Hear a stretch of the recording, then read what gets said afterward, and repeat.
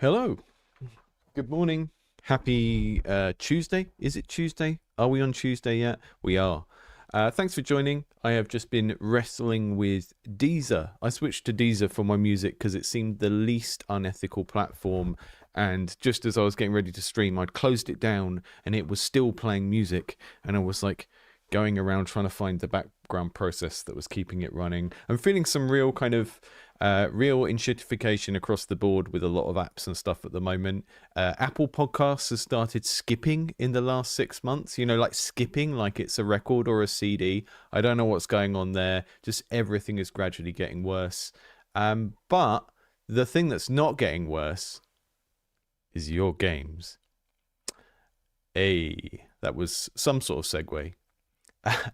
And today we're either in for a lot of fun or a lot of frustration because we are playing one of the types of games that I am just the worst in the world at, which is Sokoban games. So we've got our new stream format where I'm taking games submitted by members of the Patreon community and games submitted by the public and trying to sort of pair them up so that we, the folks who have supported this channel on Patreon get a little bit of priority, but the folks who've submitted their games through the public form, still get a look in, and we pair things up so that they match together.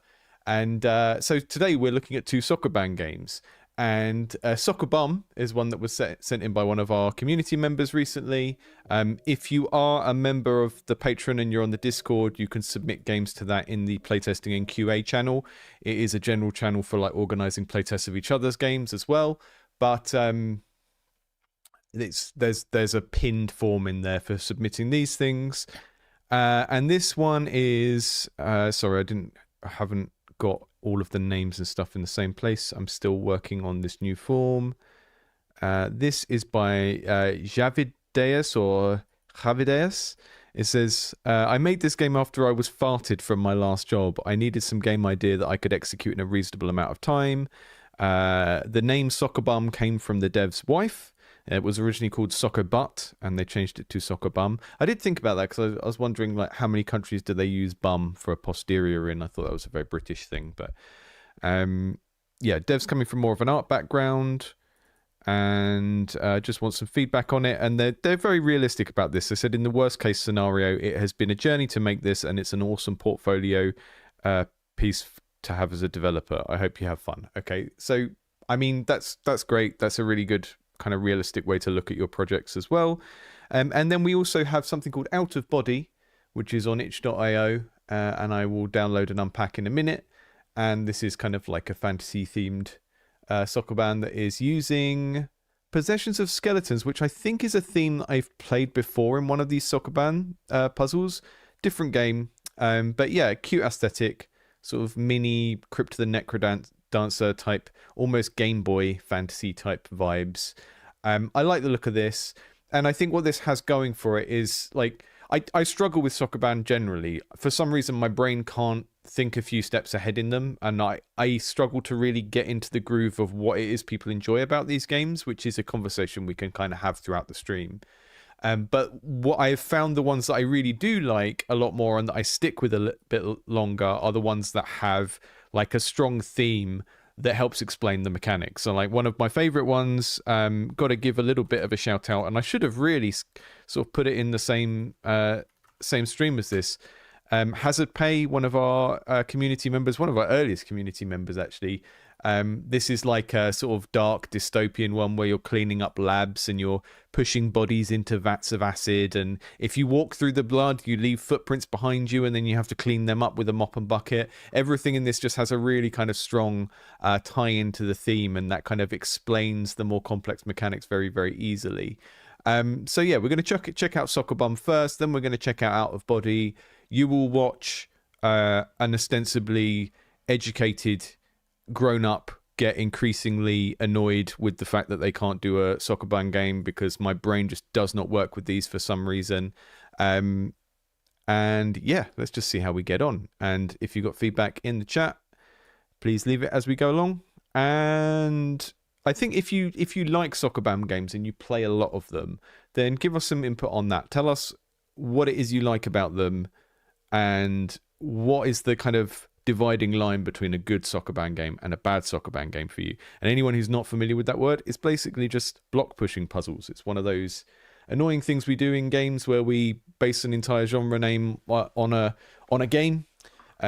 Music and film don't seem to do that. We seem to do it exclusively in games. I think it's a nerdy thing about wanting to make it difficult to get into games or something. We did it with Rogue, we do it with Sokoban. Everything's a something like. Yeah, so you could totally send an FPS in Manafrog. You can send in whatever. The games that I tend to find, the games that I really struggle to actually critique would be like art games that are mainly about you expressing yourself. And 1 second, sorry. Just need to make sure that that is not my son. It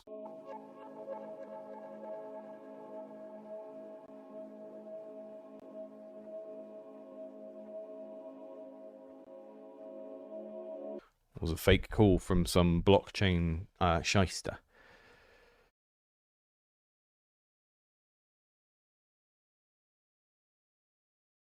Yeah, Manafrog, you can totally send an FPS in.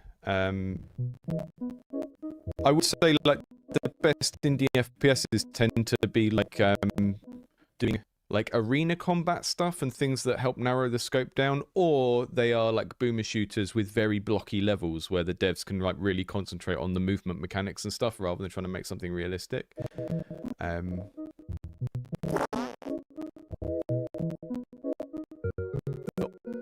It's very busy for me. I don't, it's just too loud. I'm gonna just. Is that music? That's the music. Is that kind of fuzzy farting sound?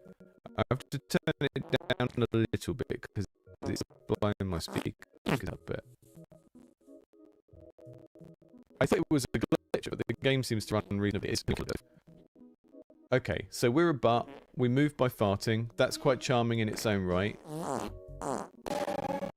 I die if I go into that door. We have like a health bar, which is like counting your moves as well.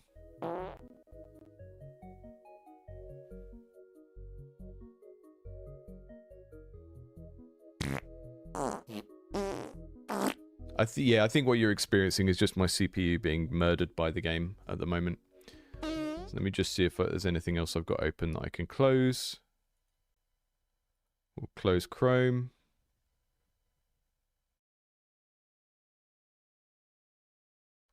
Closing every other program.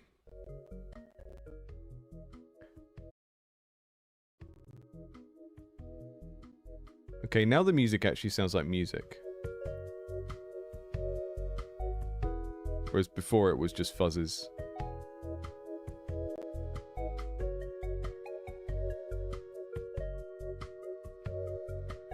Trying to turn off every single program that we're not using.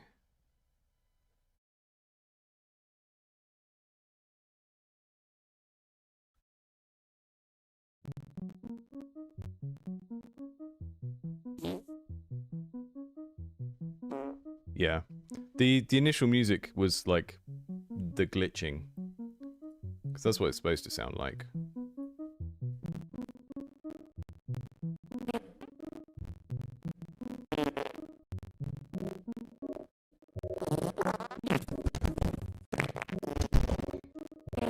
Yeah, the farts are quite get kind of disturbing quite quickly.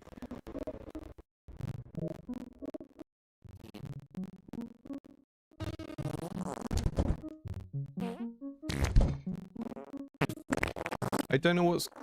We have to get to the toilet. I don't know what's happening with performance here, because it seems to come and go. Like the,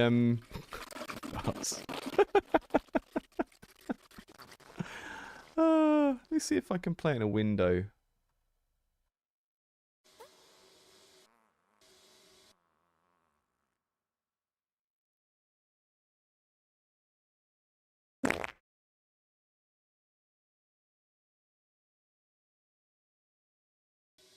Yeah, the weird thing is, it's like the performance is coming and going. And normally what tends to happen... Let me just come back here while we're on this screen. Normally what tends to happen is you see a performance dip when something happens for the first time, like when an asset, or usually audio or a VFX asset or something is being loaded in and it hasn't been preloaded. Am I using Bitwarden? I don't think I am using Bitwarden. Let me check. No, I'm not. Yeah, I think it's just the game. I mean, look, the game doesn't have any quality settings. It's probably like running, bearing in mind, Dev said this is their first game. It's probably just running at all of like the highest settings. There's nothing is being like turned down in terms of like swapping out assets for simpler ones and stuff. So, but yeah, the thing that's strange is when we were in the level, it was like, you can hear it mainly from the music, but the music is getting really distorted when the performance goes down, and then but it's kind of coming and going, which is strange, because normally if you've got a memory leak, it just gets worse and worse and worse. Indiana's blows. It's a Indiana Jones, but it's a butt, obviously. I'll check if Chrome is really closed as well.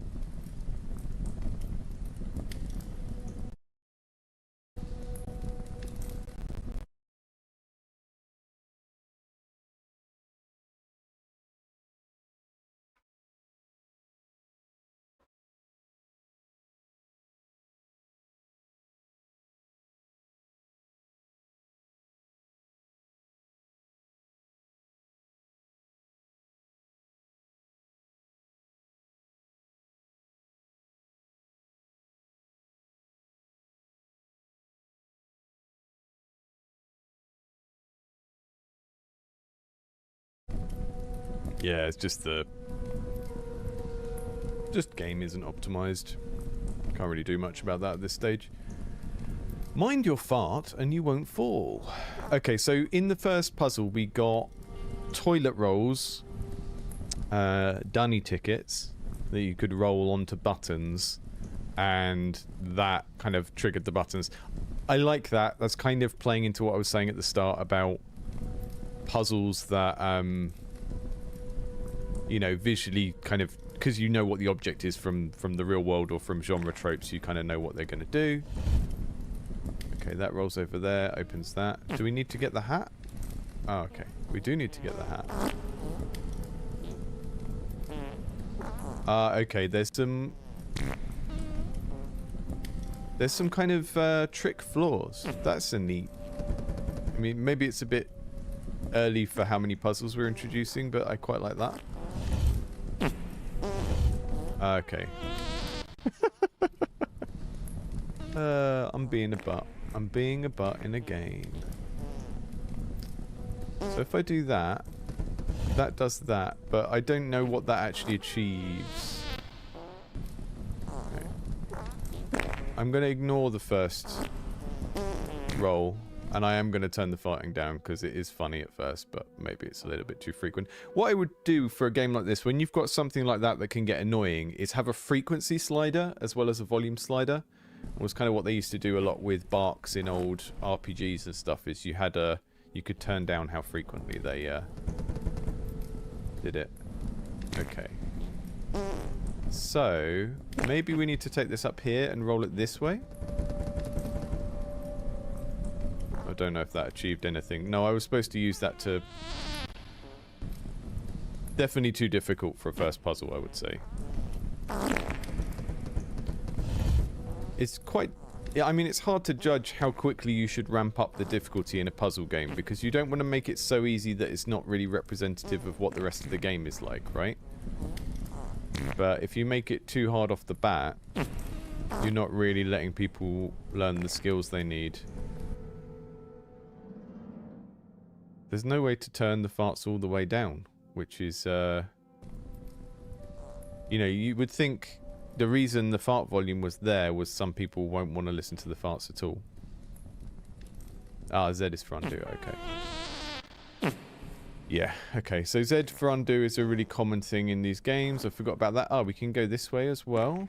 I like the trick floor. I like the whole thing of the floor fading into the sky and there being a trick floor. I think that's a neat puzzle. Okay, so that we could do that. And the way that the toilet rolls work is if you push them so that they roll in the direction that they're facing, right? Then they basically roll until they hit something. But if you push them from the bottom or the top, they roll as a stack, that's an interesting mechanic as well.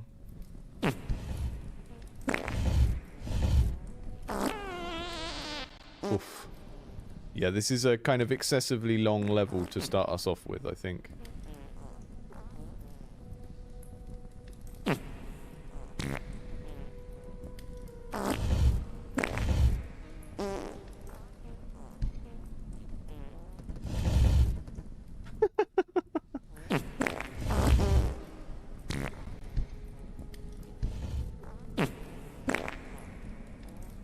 There's some good visual design here. I like the way that you've mapped the button design onto the bridge design so we can see which button corresponds to which bridges. If you wanted to make this really accessible, you'd have to think about how you're using color and if there's any redundancy. Because if someone can't tell the difference between those blue and green gems, then this whole puzzle thing is broken. And that's, you know, red-green is the most common form of color blindness, but when you're designing anything where there's just a color to tell things apart, try and have a different shape.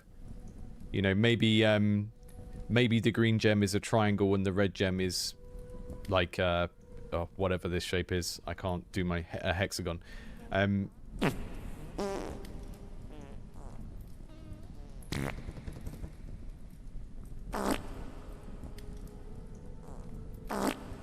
Yeah, use value. So yeah, by using value, KP means, you know, like using like a pale green and a dark red or anything like that as well.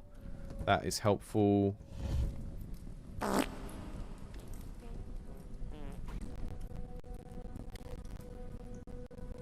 I think this is just far too difficult for how early in the game we are here, because I can see myself not being able to get past this level on the stream. And I think you just need to chunk them into much smaller bits.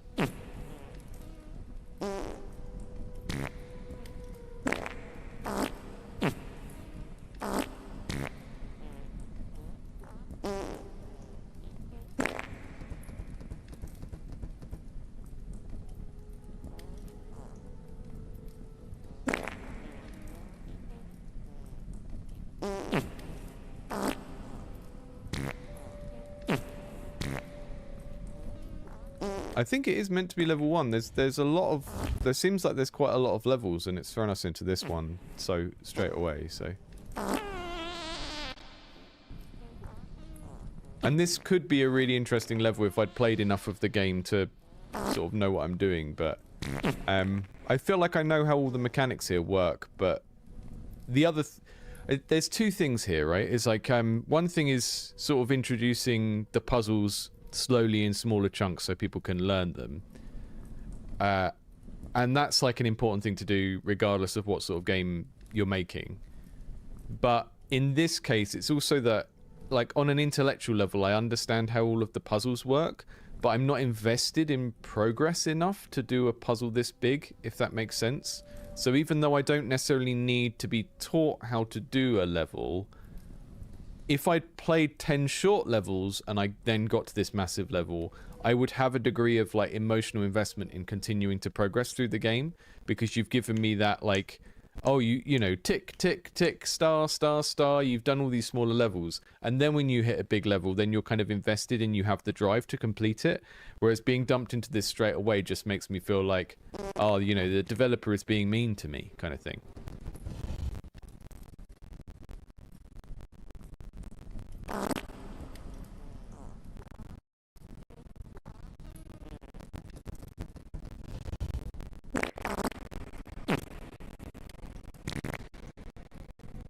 We get so little life as well. It's like this is really tightly balanced for someone that really knows how to play the game. And yeah, I mean, I guess the way that step counting normally works in Sokoban is it goes up and then you get rewarded for doing it in fewer.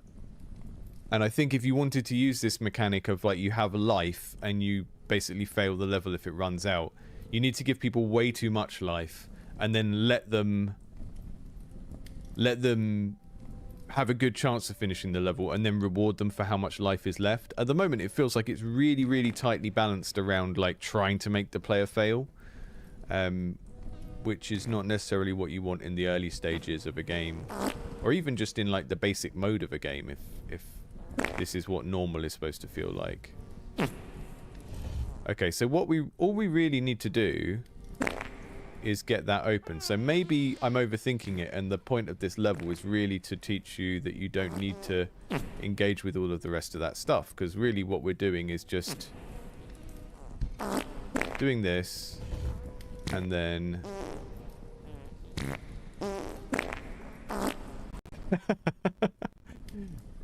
so all of the stuff that's over to the left is like extra stuff where maybe there's a secret or something, but we don't really have to do it.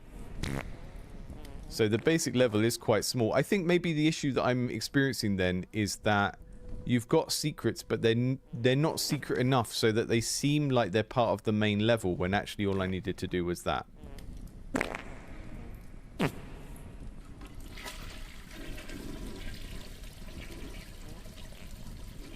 Yeah. Yeah, so, yeah, Dev just said in the chat, the rest of the level was for secrets. I think it slightly kind of throws you off a little bit, because you can see the secrets quite easily.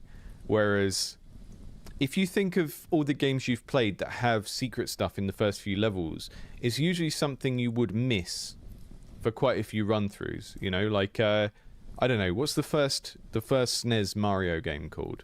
That has a lot of secrets in the first few levels. But unless your friend has told you about them or you've stumbled across them, you wouldn't know that they were even there. And that makes it like a really cool aha moment to go back to those levels and experience them. But because that kind of... the mechanic you've got of having a sky background and then a very similar texture on some of the floors, so you have to watch very carefully to see where these platforms are. That's a really cool mechanic. But... it's sort of a little bit too obvious, and that means that the part of this level that's supposed to be secret feels like it's meant to be way more important. So I kind of spent a lot of time there going off into the extra bit of the level thinking that the main puzzle was much more complex than it was, and actually it was just that the secret wasn't secret enough. Oh, speaking of Superfartio. Duperfartio, sorry. Yeah, make the secrets more secret. The first prototype of Duperfartio without special mushrooms.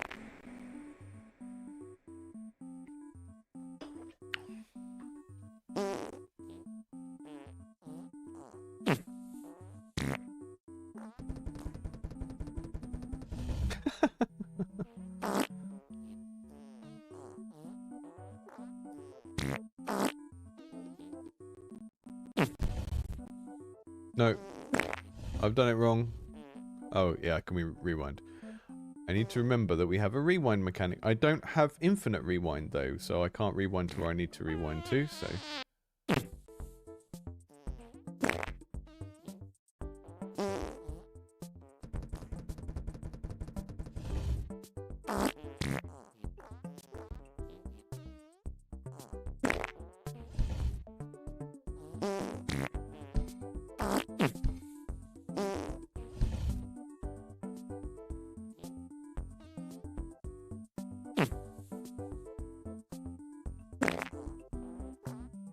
Just running away from that one. Uh-oh. Uh-oh. I got murdered by a butt Goomba.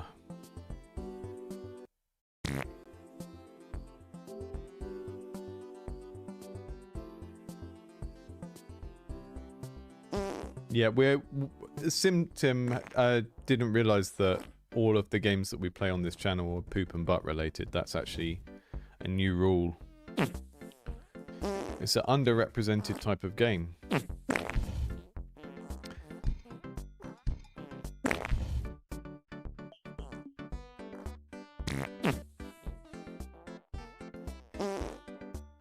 Hold control to fart quietly. I'm going to hold that all the time now. We've got stealth. So I wouldn't necessarily introduce the stealth mechanic in my Mario level. Because, I mean, it's nice that I can fart quietly if I hold control. But it's not very Mario, is it?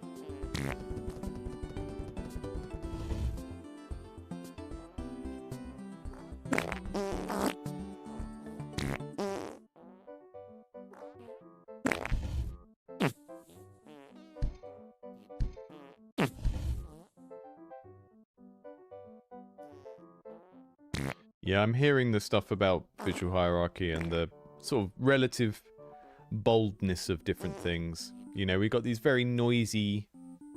The textures for the ground and the hedge are kind of nice, right? They're noisy, but they're sort of faded. They're a little bit more grounded in, like, real colours. They sort of remind me of something like Little Big Planet or something like that. And then the background is so saturated. And it creates a strange effect, because it's kind of like... It's making it feel like the background is the important thing, because that's where all the colour is. That's like... Sort of... I guess... Like, I don't understand the science of this, but what it feels like is that the bright blue of the sky is nearer to me. If that makes sense, because of the saturation. Which is not necessarily what you want to be happening with this.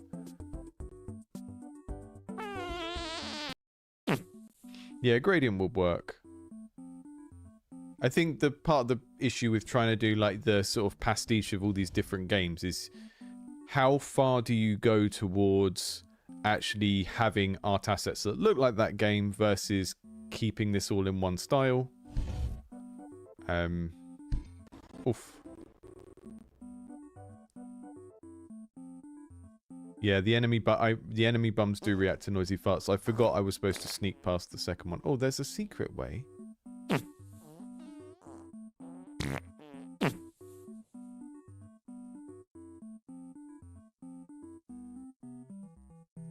This is when I find one of those invisible bridges in Elden Ring.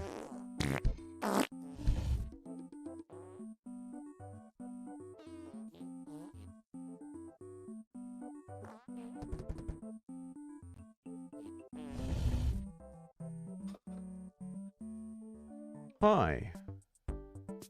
I'm a bum. And I'm no good at physics.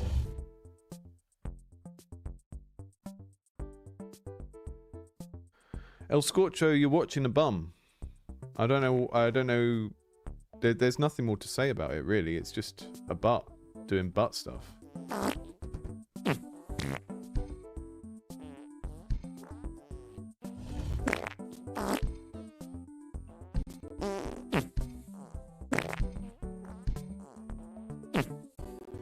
Got the secret.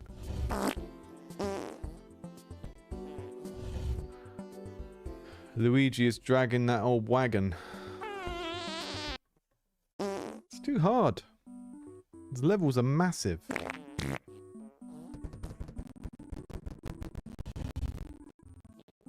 So, if I'm just going to treat this as just a general Sokoban puzzle, I think part of the problem I'm experiencing is sort of like you've tried to make these big levels that feel like real places, like a platformer level. And that might work in some games in this genre, but I tend to associate it more with little tight levels where I can kind of look at it and almost solve a lot of the puzzle by eye, rather than having to, like, explore and move a camera around.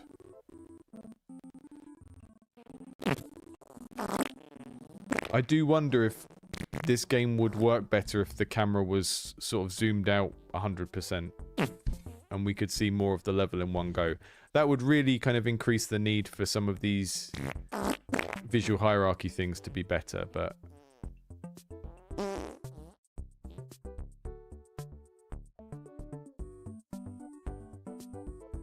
So I've got some sort of notes on the humour and the joke of this, which we'll get to in a minute. Yeah, you can't actually turn the fart sounds all the way down as well. They have a volume slider, but it's not got a 0, which is a shame. I think there is a way that this game could do very, very well, but I don't think it's necessarily as a Steam game, and I'll talk about it in a minute.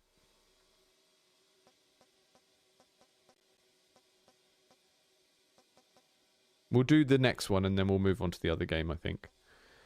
Lethal Rear Gassy is a critically acclaimed 90s stealth action story-driven Sokoban puzzle comedy homage and several more objectives joined by a slash symbol. I quite like the silly writing, the irreverence, but I do think we'll talk about games that are a joke in a minute and And I've got some thoughts on that. This is sneak. Colon, chief. Here, how does it smell over there? The toilet is on the north side of the docks. Can you fart me more? Move the mouse to bring the camera to the door of the toilet.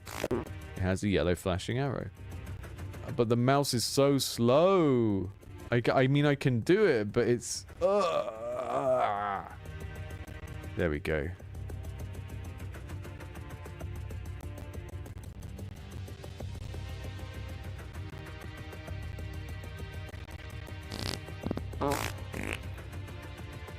Okay. It's teaching us how to move the camera around. Fine. I think we might... Have we broken it?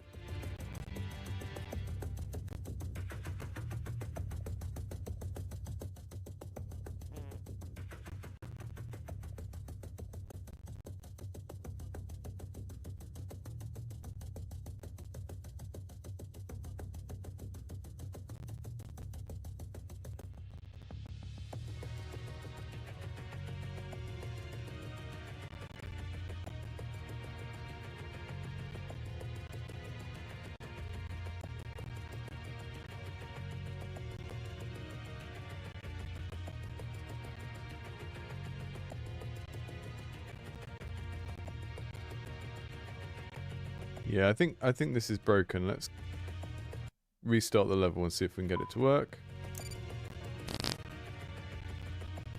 Okay, press E. Yeah, the mouse scroll on this is so slow.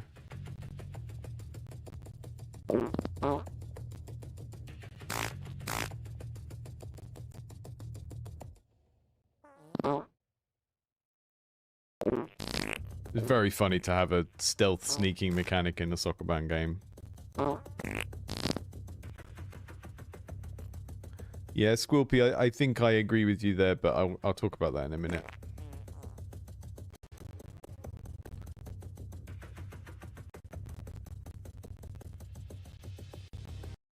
It feels like it's a little bit too focused on, like, being a place with characters in it. And feeling like a level, and like in a game that's set in a world, rather than sort of relatively abstract puzzles for doing puzzles with.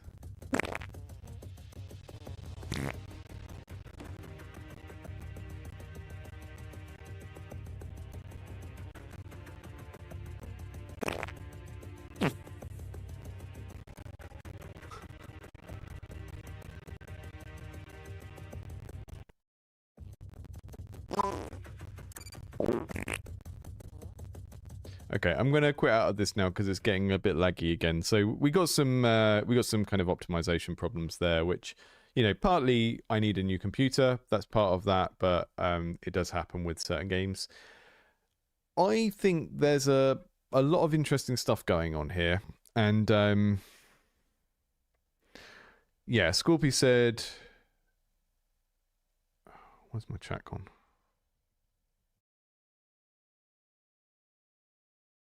The chat? There's the chat. Give me a second.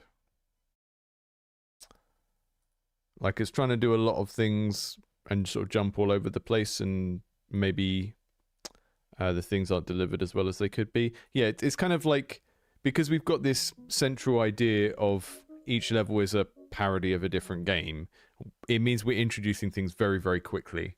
And the levels are too big as well. And I'd rather have like 3 Mario levels that were much smaller, and they don't necessarily feel like puzzles. They feel like big kind of 3D platformer levels with little bits of puzzles in, which is not necessarily what someone comes to a Sokoban game looking for. Now, all of that says, all of that said, I think there is a place you could take this game concept and do well with it, but it's not necessarily a Steam thing.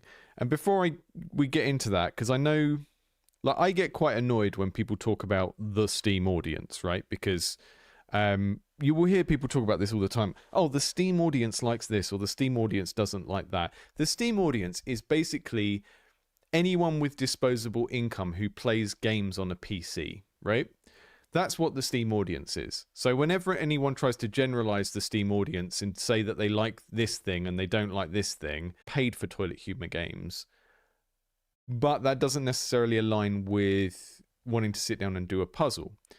So we'll look at some examples of Sokoban by clicking the tab in a minute. But if I start from the position of the humor, like what's the last thing that I played that had this sense of humor? And that was Thank Goodness You're Here, which is, if you haven't played Thank Goodness You're Here and you like silly games, very strongly recommend this game. But it's not really like a puzzle game, or it doesn't have any skill or thinking in it, really. It's not like an old school point and click adventure where you have to actually think through, oh, I need to get that object and use it there. You're just going through a series of interactive story vignettes and funny stuff is happening, right? So I'm not necessarily like, I'm saying this to say that I would play a game that is about kind of puerile toilet humor, because that's what this is. It's all rude jokes about, innuendos about sex, jokes about farts and poop, weird jokes about like meat and food and stuff like that. And I find it very funny. And part of that is because the game kind of gets out of the way of me enjoying the humor, because it's not like overlapping with anything like difficult that I need to do in the game or whatever. With the Sokoban, it's like someone is there to do an intellectual puzzle, and I think the clash you're going to get there is that the humor is very much aimed at kind of a 12-year-old mentality, and there's nothing wrong with that. I'm not even saying that to be disparaging, but then we think, okay, where would someone who is the ideal person for this come to play it? And I don't think it's a fan of Sokoban games. I think it's a fan of fart jokes who perhaps wouldn't deliberately sit down to play this type of game, but wants to play like a game that's funny to them, and this just kind of happens to fit that. So the thing about that then means that you need your Sokoban to be an introductory level Sokoban, because you're not making a Sokoban game for hardcore Sokoban fans. You're making a fart jokes game that just happens to be a Sokoban, right? So what I would this to me, if I was thinking about this as a commercial project and thinking, oh, what should I do with this, I would be thinking about web portal games. And I know that's not necessarily where most people go when they're thinking about like, where should I put my game, but things like Newgrounds, any kind of web portal where people can just go and play the game online. And obviously there are ways that you can do that in a way that monetizes through ads and ways that don't, and you have to look into that. But the thing is like understanding the social context where people go to play games, because a 12-year-old that wants to sit down and engage with some subversive humor for half an hour is going to be like on a school computer looking around websites for like unblocked games websites, and that's how you come across the rude games. And that was the case with me when I was a teenager with sites like Newgrounds. When I was in my 20s and I worked in a school, it was the same thing. There was always these kind of like web portals where kids went to play games that were often a little bit risque, or sort of something a little bit kind of weird or silly about them that they wanted to share with their friends. And that's the ideal place to put a game about farts, right? Whereas if you present it as like a real Sokoban game on Steam that someone's going to spend like $5 or more on, then you're sort of starting to get into the territory of like, well, how does this serve the audience for like people who are searching through the Sokoban tag? And I don't think it does, because it's mainly a fart jokes game that happens to be a Sokoban, and the levels are just a little bit too big and they feel a little bit too much like they are trying to be the big Mario or the big Metal Gear Solid level and just having some pushing around stuff in it. And the problem that I was experiencing really is that the camera is so zoomed in that you can't really see enough of the puzzle to be solving it ahead of time. So a lot of the time you're moving around, pushing things around, looking for the next door or the next button, but you only know if you've got there by actually physically going over there and moving the camera. And let's just have a look through some other stuff on the Sokoban tab and like think about how much of the level is on screen at any given time, right? So Chips Challenge, how much of the level is on the screen? You know, how much of the level do we have to like move around to see? Just kind of scrolling through what shows up under Sokoban. Because the thing with the puzzle game is, as you look at the puzzle, you don't know what you're doing, and as you solve it, you don't want every step of the solution to be something you have to physically do with your character, right? You want to be able to look at it and try and work it out before you start moving. But if the camera is too close in, then we're sort of encouraged to brute force the puzzle by moving the character around until we find something we can interact with, and then failing and going back, and then doing the same thing and failing and going back, which is what you saw me do with the last game. So there's two separate issues here. One is, if you want to make a sort of low budget, silly fart game, is that actually a Steam product, or would it be better to put it on a banner ads website and sort of put it on a place where, you know, 10, 11-year-olds are going to go and go, hee hee, it's a game about farts, and then maybe make a little bit of income from it being on a banner ads site, right? There's that thing. Because you'll find a lot of those sites, they know that their audience are kids, and they're trying to often put up the thing that's like the rudest thing they could get away with for that age group. And then if you are serious about making Sokoban games, you need to think about how much information is available to the player at any given time. And obviously, both of those issues are hidden by the fact that the game felt kind of poorly optimized and wouldn't run very well. But even if you solve that problem, you got the kind of like, how do I make this a better Sokoban game?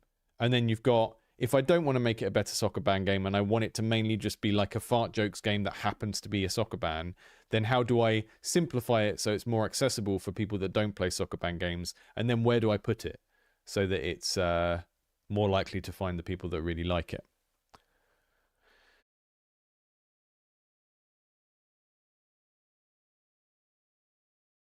Yeah, I mean, all of these, just look at how much of the puzzle you can see on screen at any given time.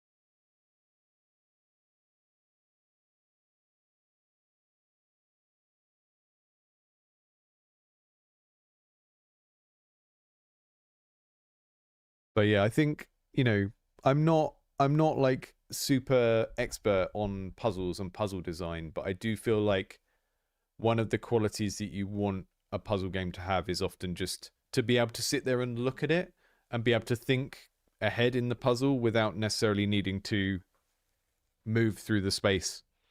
And that's, for me, was the biggest gameplay problem that we saw in the last game.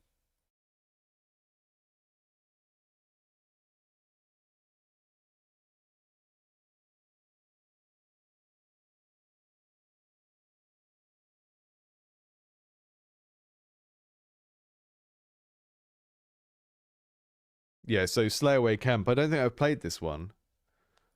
But it almost looks like you're doing, obviously it's slasher movie themed, right?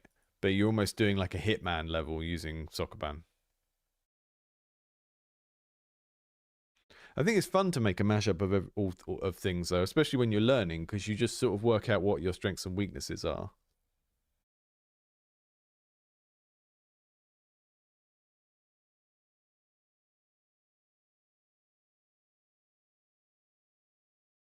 What's Void Stranger? That looks cool.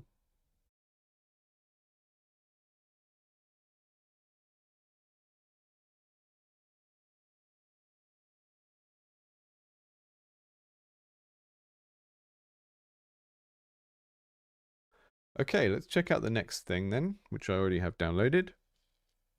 And this one is basically, I think I remember from the notes. So in Out of Body, they've made most of the core game and it's on itch and you can kind of play it now, and they're just sort of looking to put more content in it before doing a commercial release, I guess.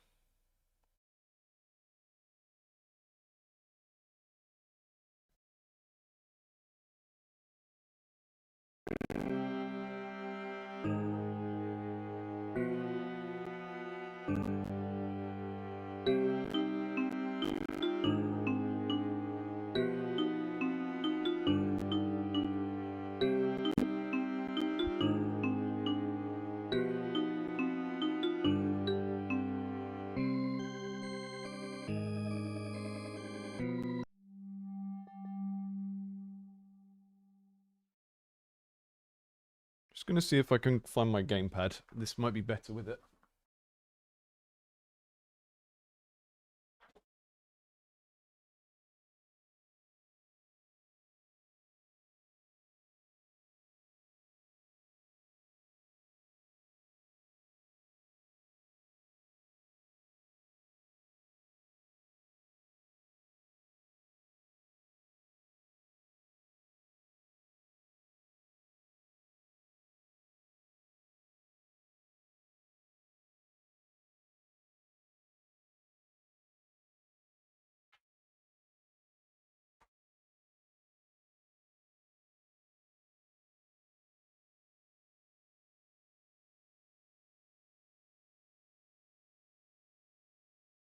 Okay. Let's see if this works with the gamepad. Yes, I think it does. Who are you and what are you doing in my house?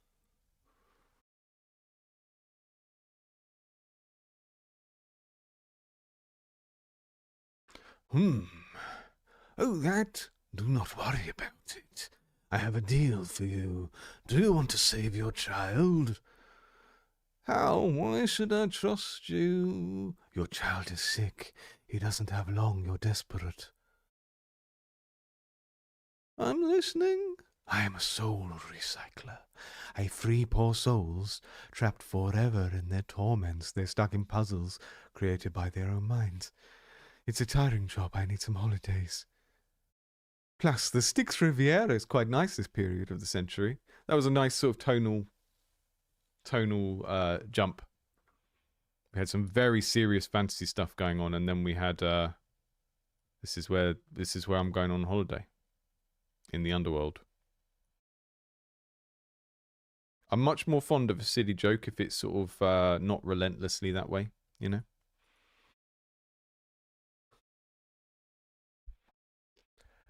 Do my work for a while and I will help your son. What do I need to do? Take this lantern. It can burn the chains of trapped souls. Also, you don't die for real as long as that's with your body. Okay, you have the lantern. You're not sure what it can do, but you can feel its power. Yeah, the visual design here is nice. Someone said it's the Bellatrix background. I mean, yeah, we're going to continue to see a lot of that. It's just, what's it called? Posterize effect. We'll just limit the number of stages of color. This has got that modern pixel art thing where if you look very, very carefully, I don't think it's all actually the same scale, but because the scales are close enough together, none of it reads as really, really jarringly, like, out.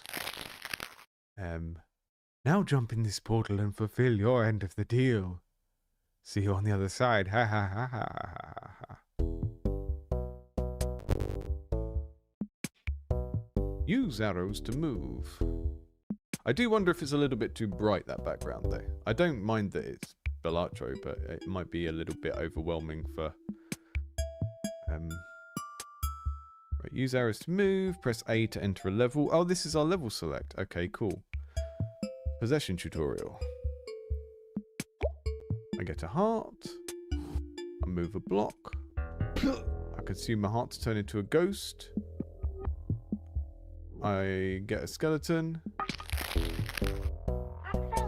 That was lovely. Like I said, I've played another Sokoban that used this theme of being a necromancer and...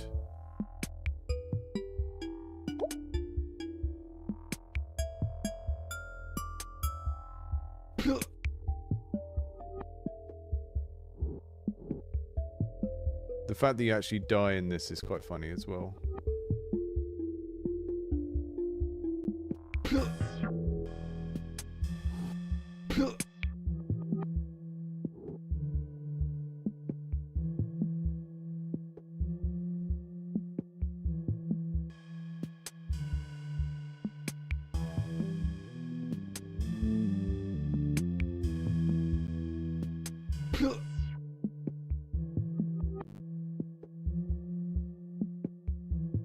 Okay, I think I see what I've done wrong.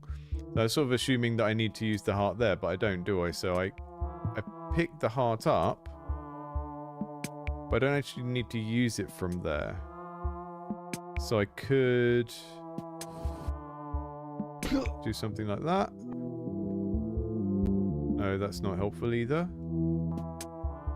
See, again, I just feel like I'm trial and erroring it. And this is the experience I always have with these games. It's like, I can't work out what it feels like to get better at them, because it always just feels like every puzzle I'm just doing trial and error, and we're only on the second level. And I'm not saying that this is not a critique of this game. I'm just saying this is a thing about how people's brains work differently with different types of fun or different types of puzzles. No matter how many of these games I play, I never feel like I'm getting better at them.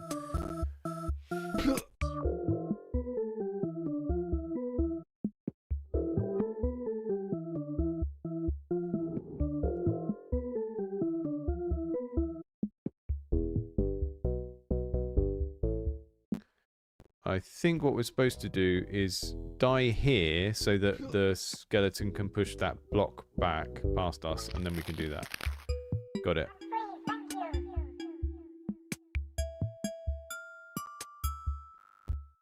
Yeah, I sort of understand why they've done the blue, because they want to have a colour they can change as the levels go on. But yeah, I think you could merge it into the walls and that would feel a lot nicer.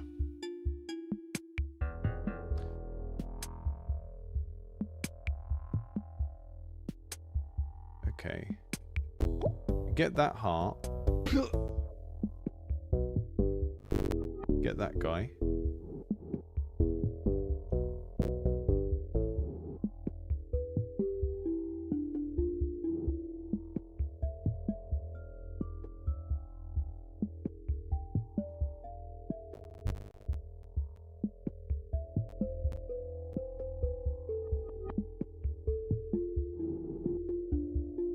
So that one was more about which of the skeletons do you ignore.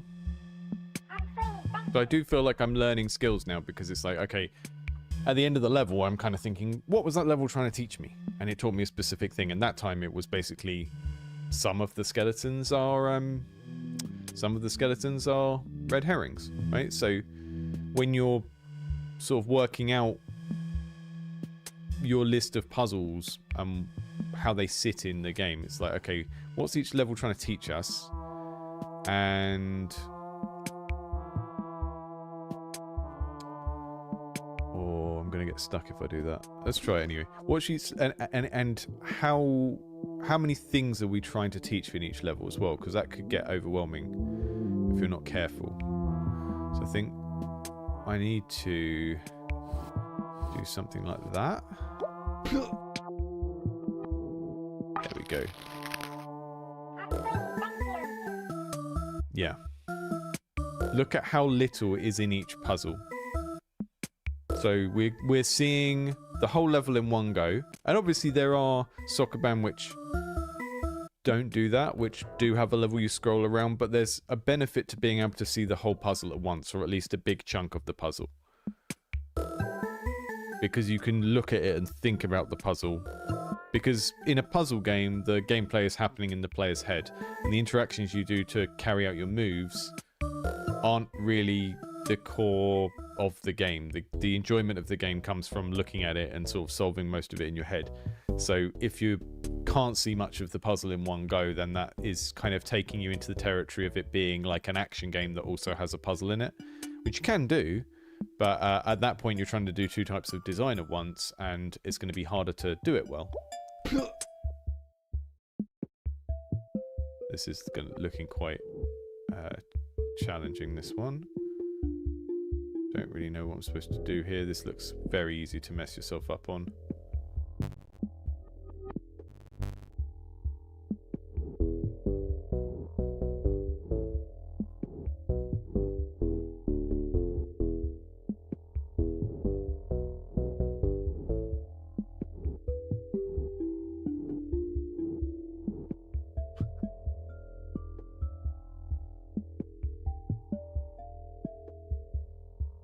This is only the second game. I don't know who just came into the chat. Sorry, I too.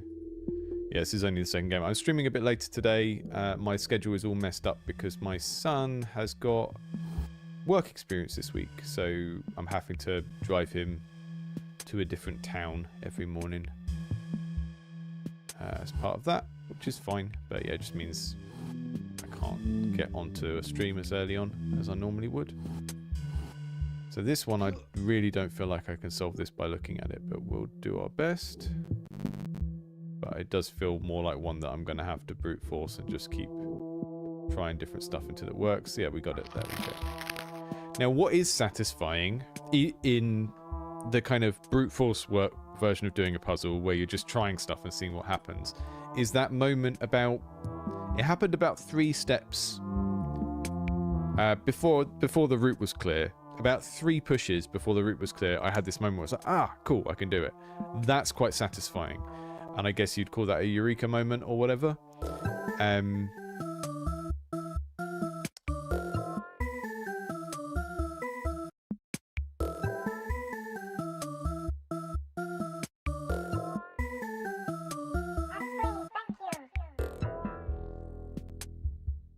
You can see another thing they've done here is once you get a certain way along this level select, we've got some options and we can choose which level. So if we get really stuck on one of these, we can go and do the other one, which is a good idea as well.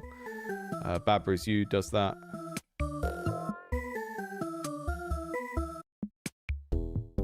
Crates can be pushed on completed levels. Okay.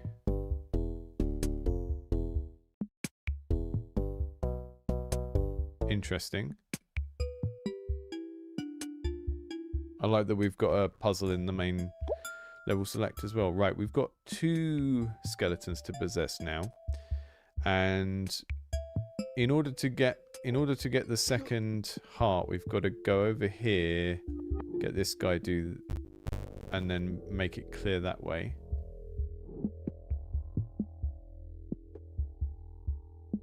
But then I can't get back. So it's going to be more something like...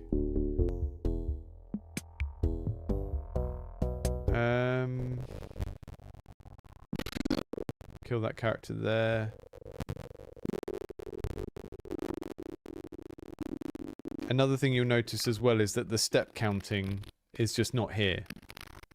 Because it can be quite a frustrating feature for new players to have the game sort of judging how many steps you take when you're still learning it.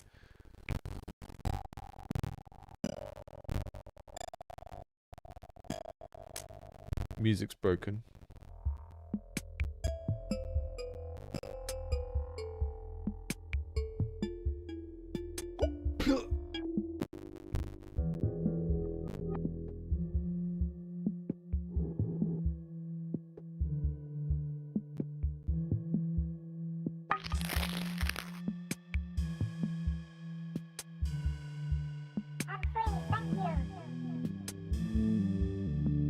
Just crunchy audio day all round. Okay, button. Very simple level that's barely a level just to teach us how a button works, yeah? Infinitely better than telling us, this is how a button works. Just give me a little playable vignette that shows me how that works. Uh-oh. I think I messed that up. I can't work out how...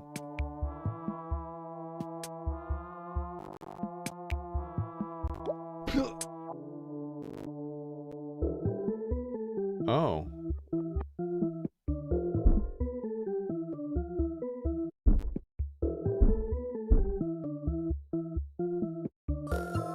Why do we have 2 hearts?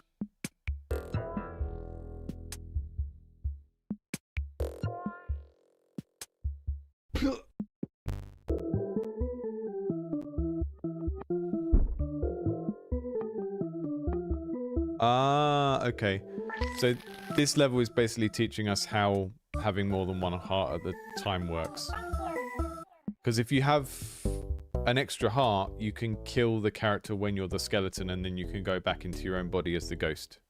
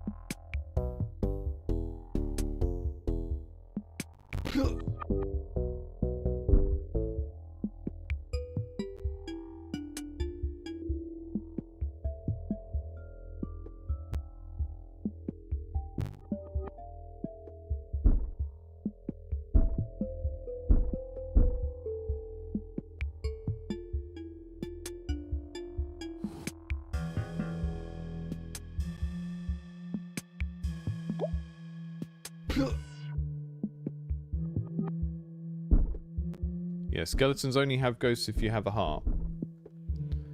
That's the rules of this world.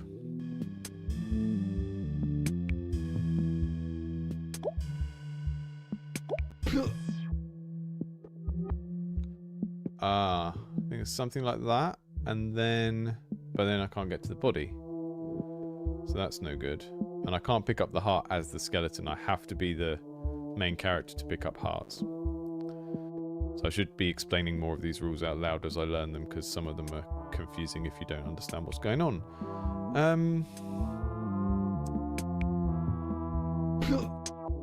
think I'm going to do exactly the same thing again. Yep, that still gets me stuck that way. So go there.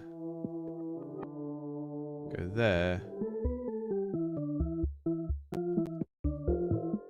Back in my book. I've already done this way and it didn't get us anywhere. Ah, I know. We want the skeleton to collapse, well, on us, like that. Okay, so we go back in our body. We do that, so we're KO'd on the button. And then replace ourselves with the skeleton so that the skeleton takes over the position on the button. Got it.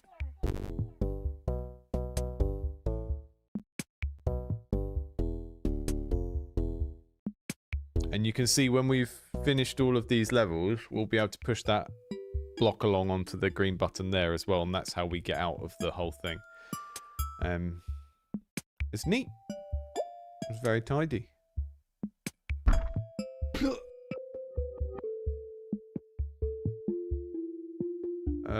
Okay, no, that's not right. I just didn't think hard enough about what I was doing there. So, Skelly.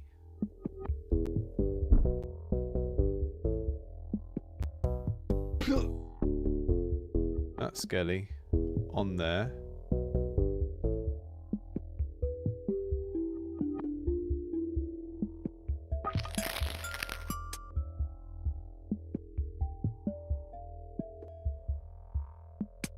Okay, we can get 2 hearts. We use 1 to take him over. Oh, we use him to press that button. Now we take him over. Now we swap. Yeah. Yeah, I think, yeah, I think the puzzle progression in this is really, really good. You just look at how little it's teaching you each time, and they're still challenging. You still have to think about it a little bit. But each puzzle is only really playing around with a couple of concepts at once.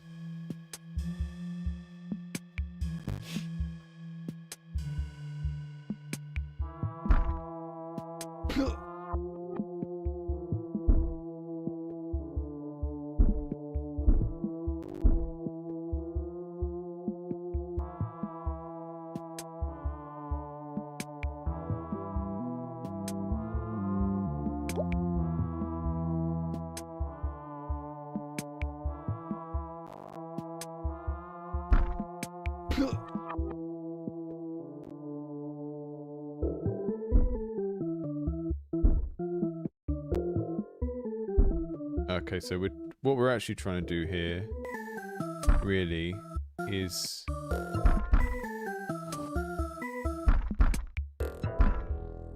something like that. So at this point, basically, what just happened, just to take you through my thought process as I'm trying to solve this puzzle, because that's kind of what you need, I think, when you're building a puzzle game. You need a playtester who can tell you when they didn't realize something, and then after they realized it, you know, what happened. So what was happening as I first walked around in this level and tried to work out what I needed to do, is I had forgotten that crates could be pushed onto buttons. And I know that sounds really stupid, right? And this is why you can do lots and lots of playtests and not get to a point where you understand the problem that players are having, because, and it's not necessarily a problem, it's just, this is what's happening as I learn to play this game. But I hadn't really internalized pushing crates onto buttons enough, so the other stuff that you can do in the game had sort of taken over in my short-term memory, and I hadn't been able to like recall the fact that the crates were anything other than an obstacle. I was looking at the crates and thinking, I just need to get these out of the way to get through the level to get to the end, but actually they are used for pushing down buttons as well. And what I'm saying here is not to like identify a problem with the game, but just to show you how complex what's going on in a player's head can be as they're learning something like this, because I have to sort of remember 4 or 5 different interactions, and one that I need to use has sort of plopped out of my head at this stage. And that's why you really got to be careful with how much you overload a player with, and how sort of quickly or slowly you introduce things. And I think this is very well paced for that reason, because that's the sort of thing you'd look at and you think, well, he shouldn't struggle with that, surely. But I did, and it's because in this set of levels, how many? 1, 2, 3, 4, 5, 6, 7, 8, 9, 10, 11. There's 11 levels there. I would say maybe 2 of them were just simply introducing a mechanic without a puzzle. But they were all using the same very small suite of interactions and still stumped me in places. And that's not bad design, right? They didn't stump me because of bad design. I would say they stumped me just the right amount for this to feel like a satisfying puzzle game, where I was enjoying solving the puzzles. But you sort of saw how restrained the developer had to be in how few puzzle elements they put in that initial set of levels. And I suspect a lot of that will come from the fact that this developer probably has played lots of these games and chose to make this type of game because they like playing them, right? Whereas if we go back to previous dev, probably still in the chat now, I get the impression from your game, Sokoban, it was more like you had the funny idea of the joke of a Sokoban game about a butt. That's amusing. I like it. I like a pun. I'm not averse to a bit of toilet humor as well, but it didn't necessarily feel like a game that was made by a big fan of the genre who's like an aficionado of Sokoban games. So you sort of have some ideas for the puzzles, but they're not really rooted in research. And you can choose to make a type of game that you don't play, and then you can actively go off and research lots of games like that. I used to have to do that in my previous jobs all the time. You know, when I worked on Roblox games, I didn't play Roblox games for fun, but I still had to go off and play them because of what we were making and to understand the audience expectations. When I worked in a mobile studio, same thing. And it was kind of like the core gameplay of the game I've been working on in the mobile studio already existed, but I would still have to go and play other games to see how their economy worked, or to see how like certain events they were running worked. So I talk a lot on this channel about how you should make what you know. You should make the types of games you play. That doesn't necessarily mean that you can't choose to make a type of game you're unfamiliar with, but you do need to do that deep research, because I think a lot of the design of this game, if you look at it, it just feels like the developer instinctively understands how to pace the introduction of mechanics, probably from playing similar games and seeing how they gradually introduce stuff. So, you know, it's just a really good kind of case study in how to pace the introduction of the puzzle mechanics, I think. But I suspect that just comes from being a fan. Well done! Here is a preview of some mechanics in the main game. Okay, so we played through the first kind of introductory tutorial set of levels, and now we've got a kind of gallery of levels which are not actually... now we're getting into levels which are not in the order that they would be in the game, and it's just going to kind of skip ahead and show us other mechanics. So if you think of the way that section was structured to gradually introduce the base sort of necromancy puzzles, we're going to go into like a fire level, a water level, a big skeleton level, which I think is going to be like a snake that we drag around and it takes up loads of space, like a snake bird. And I think we're just going to get a taster of each of these mechanics, but not introduced in that kind of sensible way of like gradually introducing it and repeating it in different ways kind of thing. So basically now we're in a demo of the middle of the game and the order's going to be all jumbled up, and it's not going to have that kind of slowly catchy monkey introduction of mechanics quite as much. But we can still check these out and see what these other mechanics are like.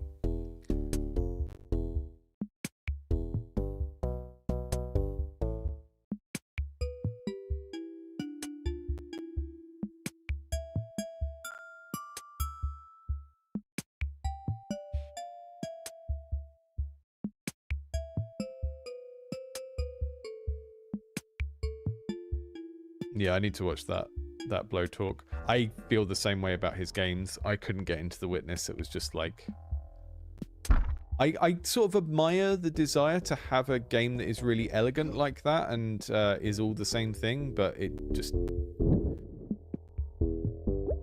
Whoa, what's going on here?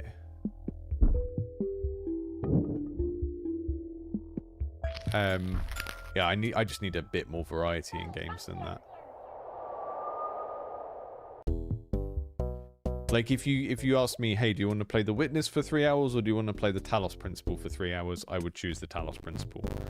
And I can still sort of look at The Witness and go, yeah, that's fine. I sort of admire it, but whether or not I want to play it, different thing. We went round in a funny loop that way. I wonder if the fire mechanic lets us burn boxes. Is that part of what it does?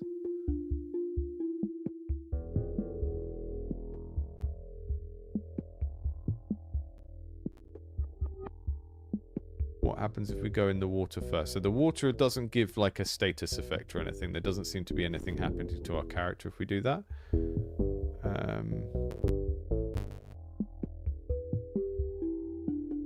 Okay, if I see how it works. Okay, so if we're on fire, we can't go back in our body.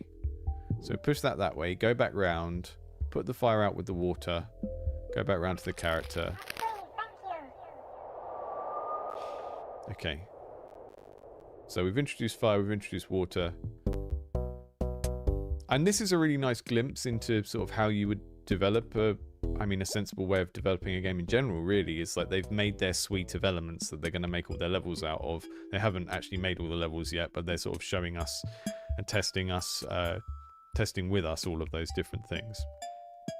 Okay, so we've got a big old skeleton blocking the way. And we can possess it. And then we can go whoop-de-doop like that. We can put it on a button.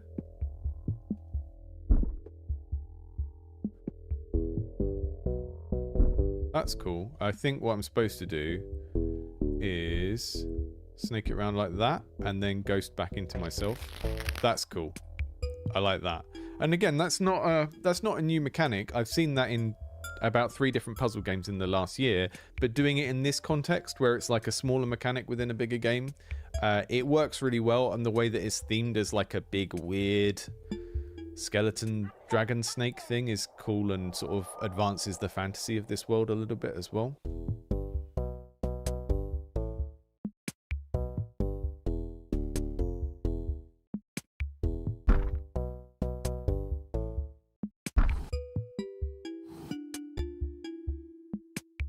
Okay, we've got a rolling ball that moves once every time we move.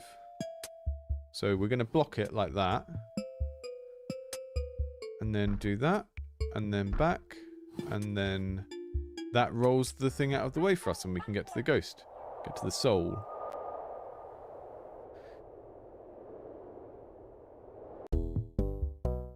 Honestly, I felt the same way about Braid as well.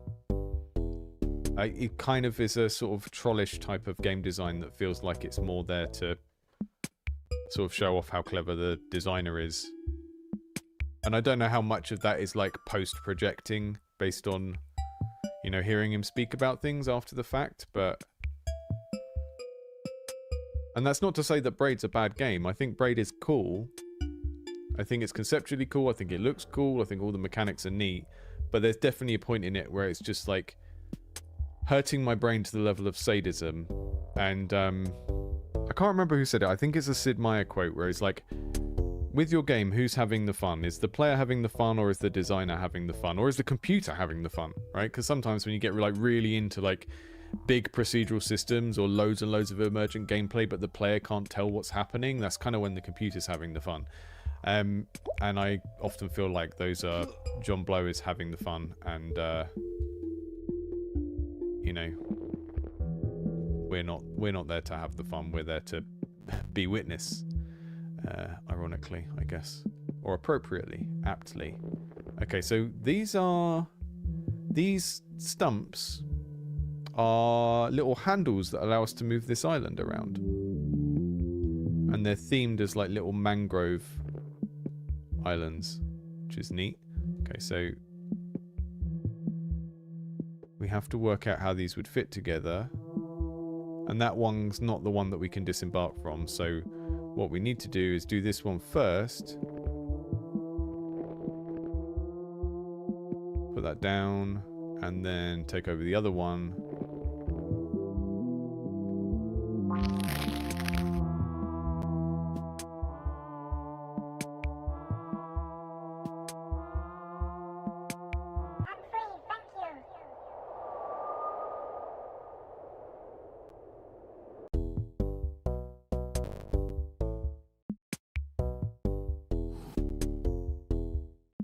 Yeah, I mean, I just generally find him a difficult person anyway because of the women don't like programming stuff, which is like historically questionable, as well as just being sort of pandering to certain types of people, I think. But one of my favorite clips of him is where there's a clip of on the Clips channel where someone in his chat says, "What are you going to do if your game fails?" And it's such a sort of Zoomer internet game dev aspirant type question. What are you going to do if your game fails? And he sort of says to them, "Why are you asking me questions for cucks?" Which is obviously a very regressive manosphere way of phrasing what he wanted to say, but I sort of agree with the sentiment, because you know, if you're a craftsperson and you make a type of thing and it doesn't do well financially, you just make another thing. That's like, you don't really have a choice in the matter, because that's just a thing that you do, you know.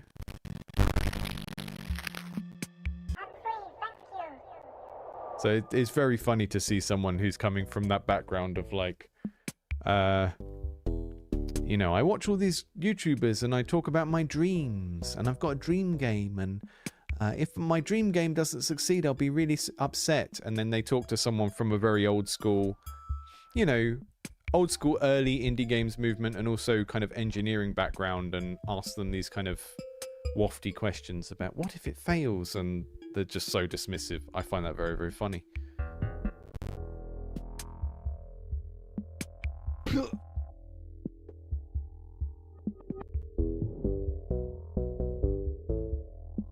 Right, exactly. Yeah, Hot Worlds, that's exactly it. It's like,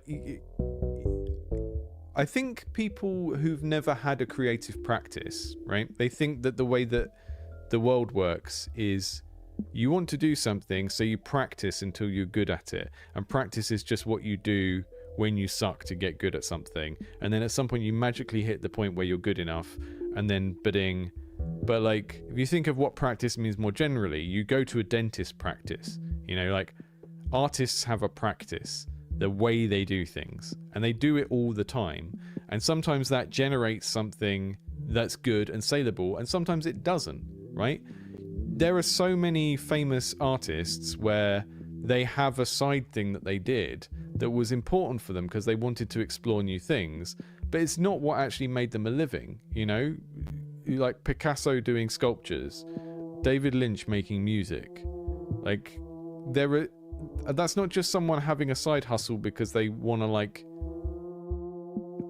like have another source of income or something. It's that they can't stop learning new things, and they just do things in order to do them. And that's kind of what you do to get good at anything. Everyone who's good at something and has a career doing it is someone who just compulsively does the thing. They don't let the fear that it might not make them any money stop them from doing the thing. And that's kind of what's really frustrating about a lot of the dominant discourse around what we do at the moment is it's so focused on how much money someone makes or the best way to quickly make money. And that speaks to motivations that are just not aligned with how you get good at something in the first place.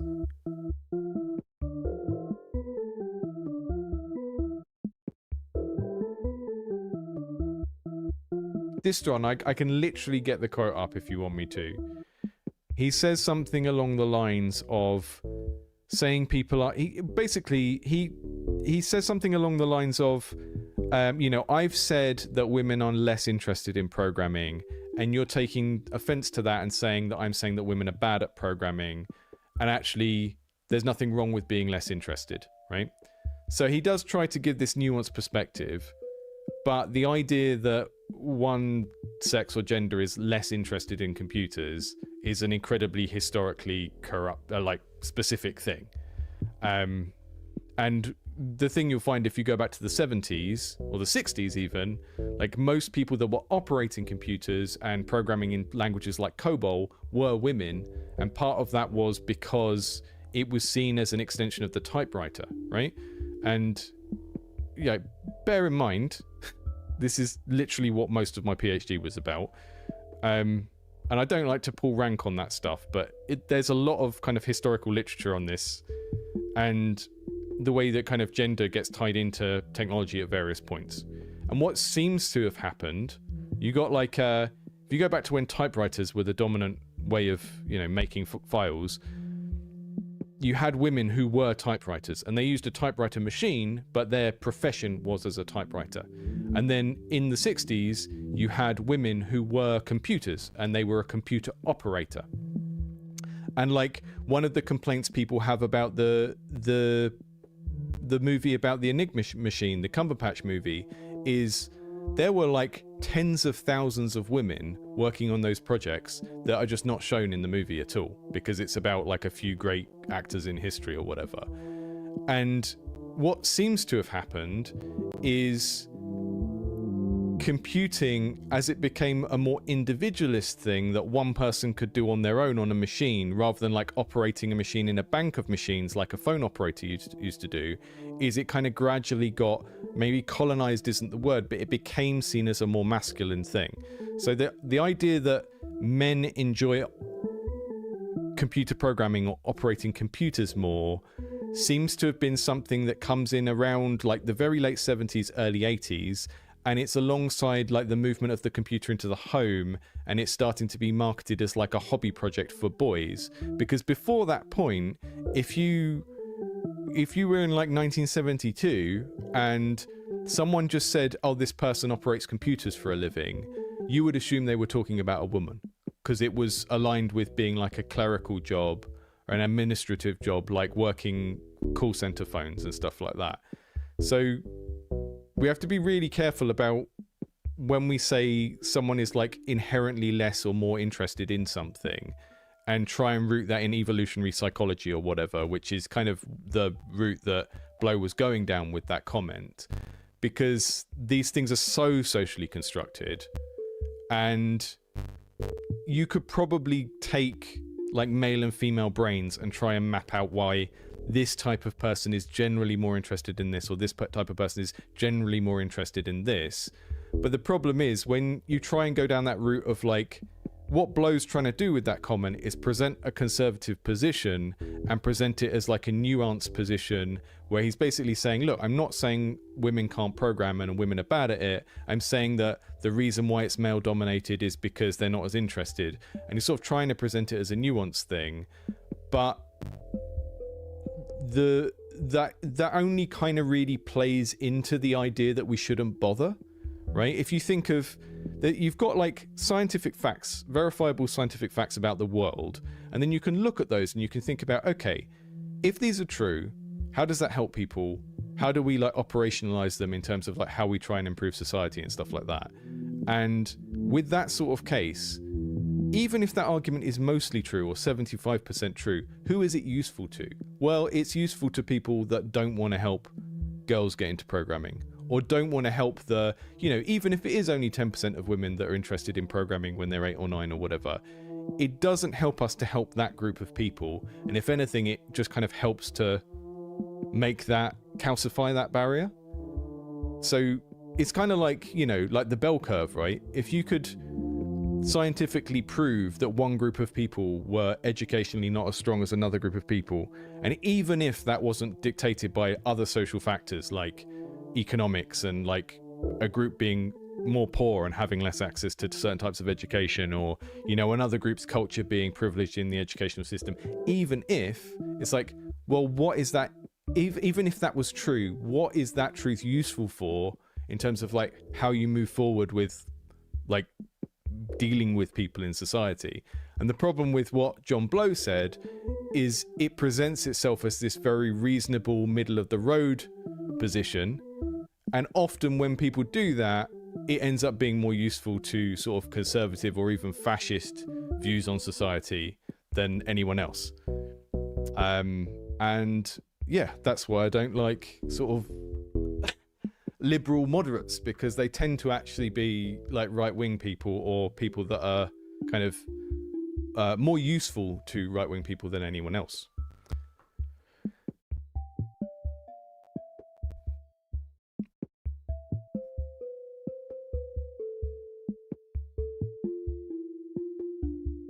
Why don't the sheep turn up to the Hungry Wolves meeting? Yeah, exactly. Are we the baddies?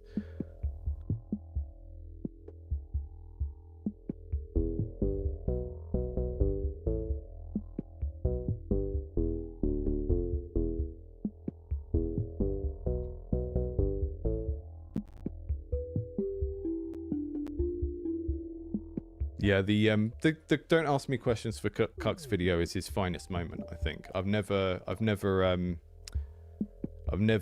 related to the guy more.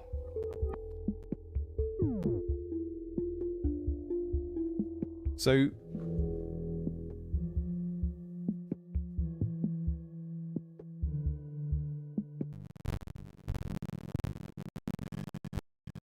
there's like a fart spiral on this level that we need to get to, but I don't understand what it does yet.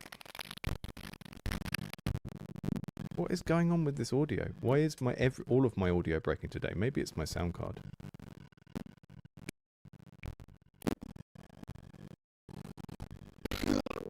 I think if you want an answer to why there seemed to be proportionally more women in early game dev, I would look at how that intersects with like class backgrounds and stuff like that.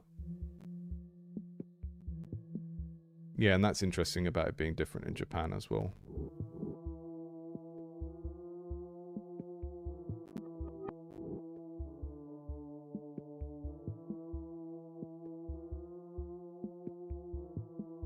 The memory leak for how long I'm on the level, which is deliberate, is there to punish me for being rubbish at the game.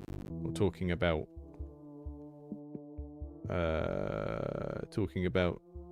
gender and science for too long.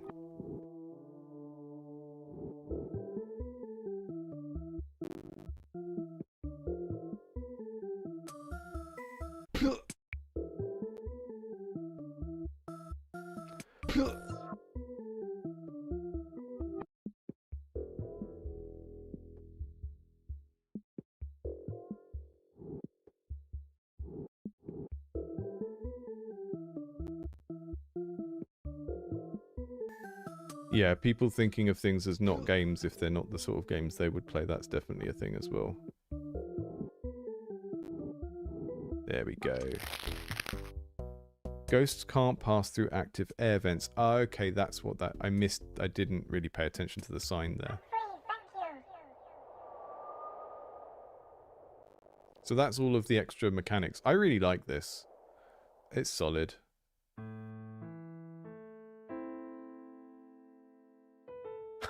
Sorry, this one. I just, when saying like, oh, he didn't say that, made it sound like a defensive comment, which made me think it was going to be about that and not about the why are you asking me questions for cucks thing, which is the funniest thing he's ever said and the best use of that terminology. Yeah, I like this.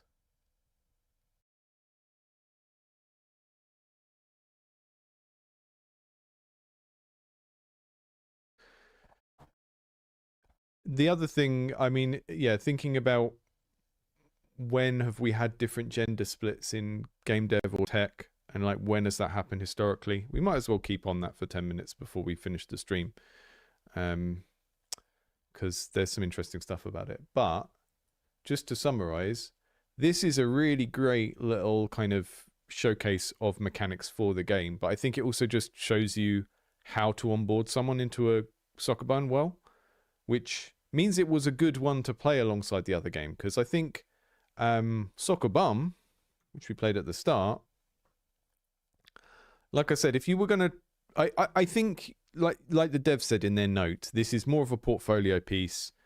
They're not necessarily going to come back and trying to make loads of fixes to this. But I think if you were going to take this and do something else with it, you've got to, first of all, you've got to make it run better.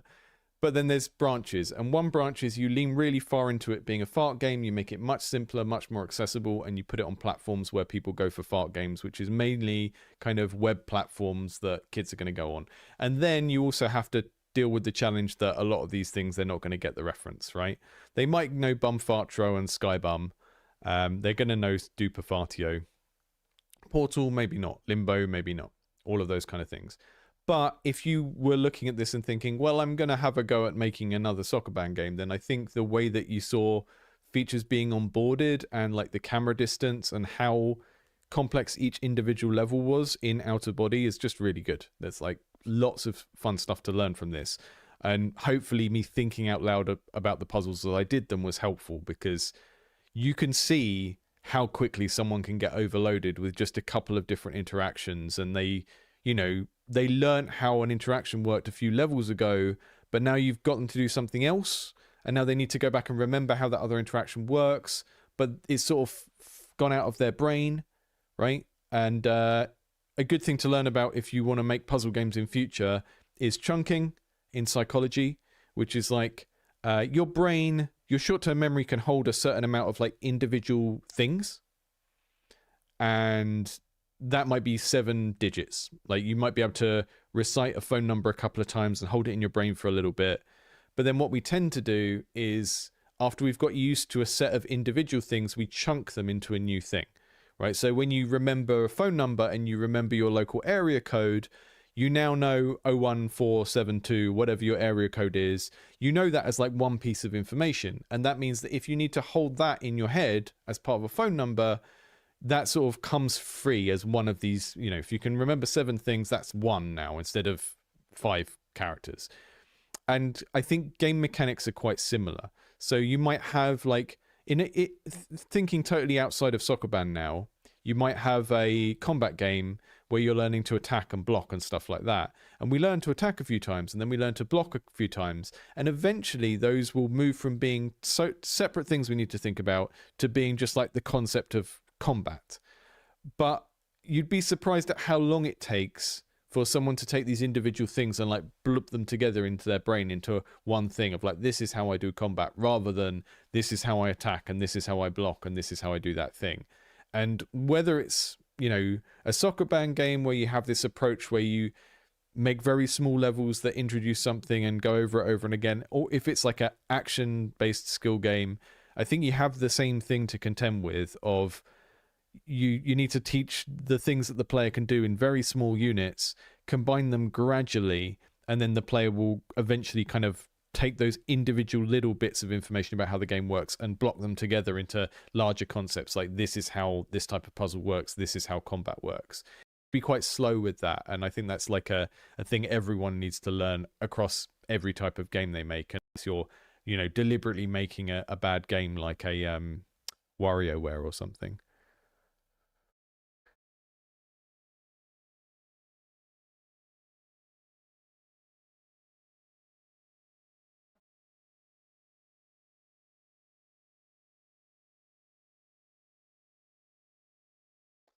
Sam T, if you don't have those parts in your game, it's not really a vertical slice. Right? A vertical slice is like a piece of all of the parts of the content of the game. And if you have an entire system or sub-game that's not in that, it's not really a vertical slice. I mean, it just sounds like you've got too many layers in your game anyway, so test how the parts of your game are working. Because the thing is, you've just listed off loads and loads of subsystems. I don't know who you are or what you can do, right? And if you make a few of those subsystems work and start testing them with people, and it's very clear that it's not up to standard and it's not up to scratch, then that's your sign to pivot and make the game simpler. Because you've just listed loads and loads of features and systems, and if that was a description of a game made by a team of 50 people, then I might think, yeah, that could work, but it still sounds a little bit kind of confused and all over the place. But when it's one person saying my game, then I look at that list of systems and think that's too much for one person to make to a decent level of quality, right? It's very different if each of those is a tiny little micro game, but it doesn't sound like that's what you're making.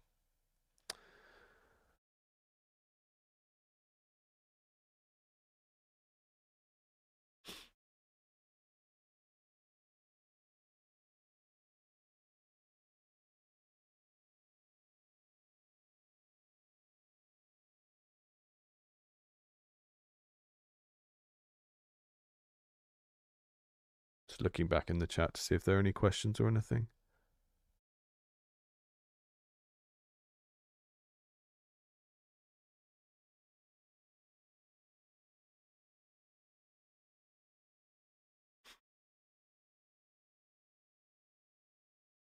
Yeah, I think that there's two questions there, isn't there? There's like, what is a good horizontal or vertical slice? What's a good proof of concept demo for the game you're making? And then the other question is your game a good idea if it has that much stuff in?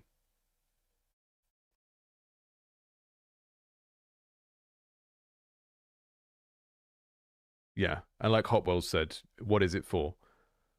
Because you don't need a vertical slice before you start playtesting. You should be playtesting long before that. A vertical slice is basically the quality that something should be at when you're trying to prove to people that it's a commercial product, right?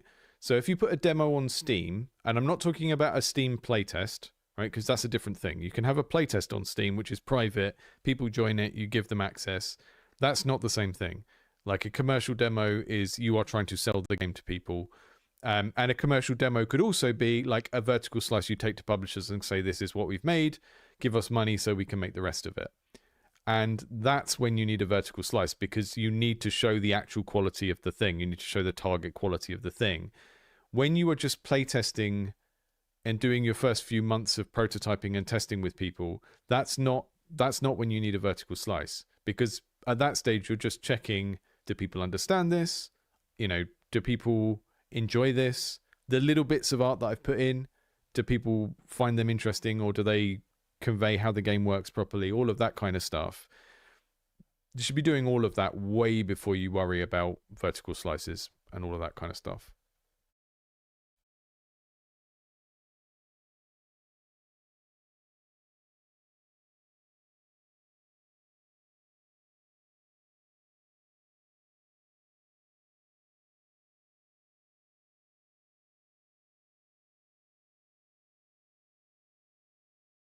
Yeah. A vertical slice is a quality. It's describing the quality of the thing, right? Of you, it's a slice of a cake, and the point is that it's all of the parts of the cake. So you're not giving someone a full cake, and it's a weird concept, right? Because you can't really actually have a slice of a cake unless the entire cake is baked. But the point is that if you have that tiny slice of the cake, it's got all of the parts in. It's got the cream. It's got the cake. It's got the icing on the top. And that means that someone who is testing it can see what all of the parts are and see them together.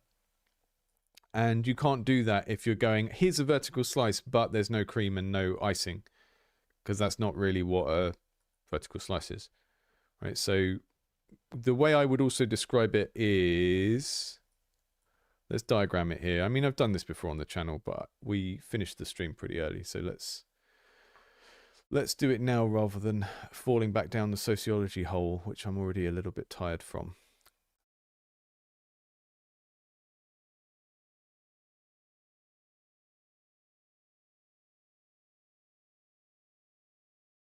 It has a bit of everything to the target release quality. That's the point, right? Let's make a whole timeline. This is development.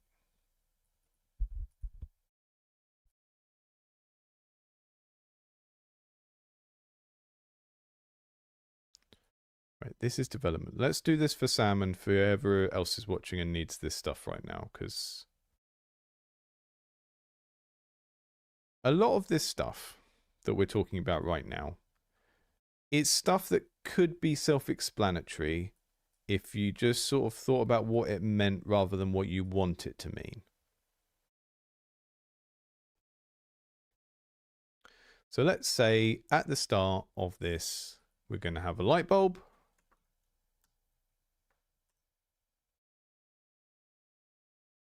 This is the very start of your game where you have an idea. And this is there a... No. This is the start of development when you have an idea, and this is the shop at the end where you sell the idea, and that's Steam or Itch or wherever you put the game, right?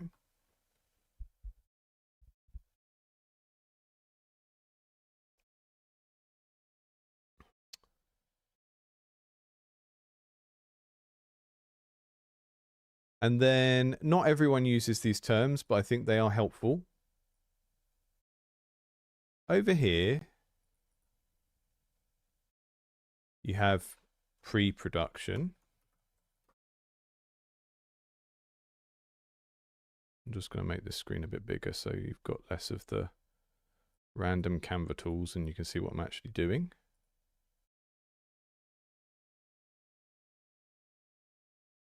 Pre-production, right? So before production. And then over here, you've got production or development, depending on how you want to think about it.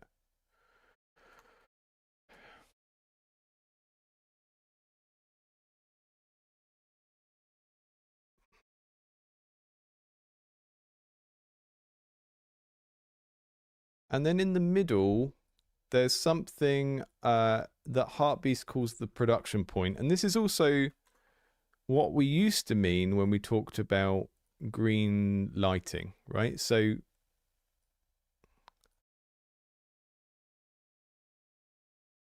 there's this point in the middle where you go from this into this.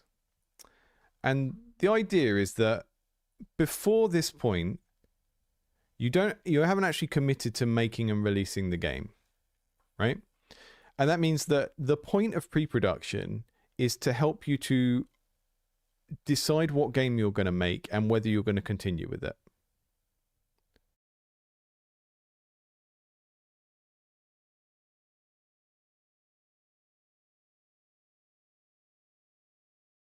I'm just trying to keep this simple.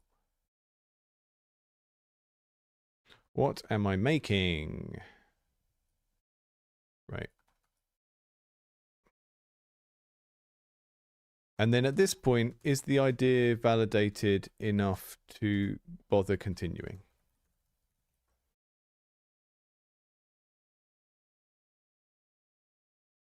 Right? And the thing is, most people who are hobbyists, self-included, most of what they do is actually over here. And they never really move out of that stage of like just prototyping stuff. And when you're prototyping, you're not really doing game development because you haven't actually decided what the game is. And you're just sort of messing around with something. I put green at the start because it's like, I think of green as starting, but yeah, whatever. But everything you're doing over here is to answer this question of like, what am I making? And that means that your earliest playtesting is actually over here.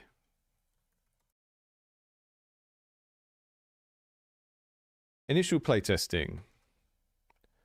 find the fun, right? So what's fun about what you've started making? And then do people understand it? So you're trying to remove any issues that people have with just like the basic controls and how the game works and stuff.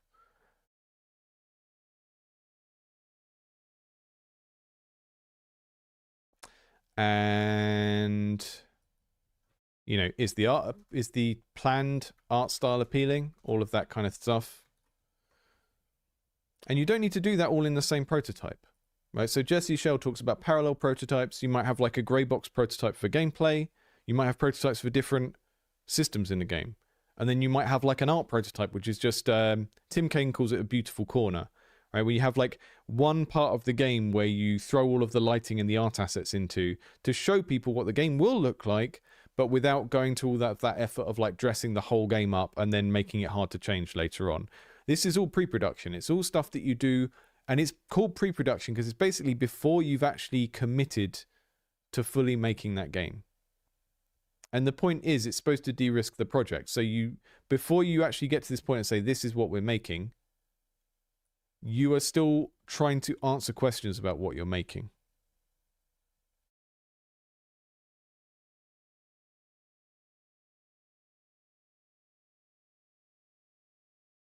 So when you ask questions about a vertical slice doesn't really come in anywhere over here. Because vertical slice is for after you've answered this question. When you know what you're making. You know what all the parts of the game are and how they work. You know what the art style is. And then during production, obviously you're still going to be building some stuff. You'll be building all your levels and your content. But you're going to know what it all is because you've got a plan by that point. So in terms of what a vertical slice is and what a horizontal slice is, there's the cake metaphor where it's like, obviously it's got all of the parts of a cake in it. Right? A vertical slice is a piece of a cake with all of the parts of the cake in. And if we imagine that the cherry is the cherry is the art. It's not a cherry, it's a strawberry. My fruit recognition skills are not great today, and the core gameplay is the cake, and the cream in the middle is the economy, and the icing on the outside is a level, right? And we can consume a part of the game and have and from that we can know what the whole of the game is like, because although there might be some variation in these things, we know from eating that piece of cake what it would be like to sit and eat 10 more slices of that cake and eat the whole cake. But another way to think about slicing as well, which I think is maybe helpful, is to imagine your game as like a linear experience, which it might not be, right? But imagine it is. Imagine that you're making the simplest, most like 1990 version of your game, and it's just a series of levels. And this timeline is when someone starts playing the game at,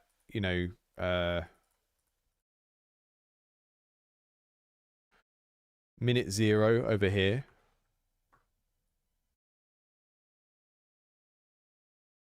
And this is like hour 100. We're imagining that you've got silly resources. Now, the way that a game is usually structured is you're going to experience just a couple of these things to start off with. So from minute 0, we're going to see what the game looks like, right? So we're going to see the art and we're going to experience some core gameplay. So I'll make them the same colors. So for the first bit of the game, we're going to experience those two things together. And then maybe we get a couple of levels. So we're going to switch to like this other color. And then a little way in, maybe after an hour or two, we might get introduced to how the game's economy works, right? And what this means is if we want to do a vertical slice of the game, we don't necessarily actually want to show people the tutorial or like what we have planned for the tutorial. It might be better, and I'm not saying that this means it's always better, but it might be better for a vertical slice to sort of like take this bit of the game and to give people that, so that everything is together. Now that's still good. That's going to be confusing because people will want to learn how to play the game and you don't have a tutorial. But That's kind of one way to think about it. Is a vertical slice is imagining like the whole timeline of someone engaging with your game and then picking a relevant part of that and saying, hey, play this 30 minutes of the game. That's kind of what you're going to get over and over again in this game, right?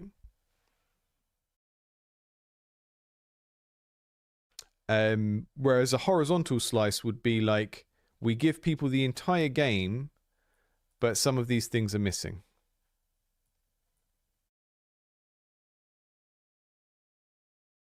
Example of that would be something like lots of city builders and management games do this when they release on early access. So if you go back to something like Prison Architect, when they released on early access, they had just the sandbox version of the game and not the campaign version of the game. And then the campaign that gradually teaches you the game and has a bit of a story, that was added later, right? So that's an approach you could use for a very systems-rich game. The thing you need to bear in mind there, though, is that when you get to this stage, and remember all of this is kind of either right at the end of pre-production. So if we think about when our vertical slice or our horizontal slice comes, it's not over here, right? When we're still prototyping, working out the art style, doing early playtesting to see if people find the game fun, that is not when we're doing a vertical slice. A vertical slice could be here, and it could be what you do the green lighting based on, right? Especially if you're waiting for someone else to like fund the game or whatever. It could be here. It could be along here because this is where you're halfway through building the game and now you're going to put a big public demo on Steam to start getting people wishlisting it. It's somewhere along here, right? This is where vertical slicing happens. But if you're still back here, you don't need to worry about it yet because you're still making things to answer questions about what the game is.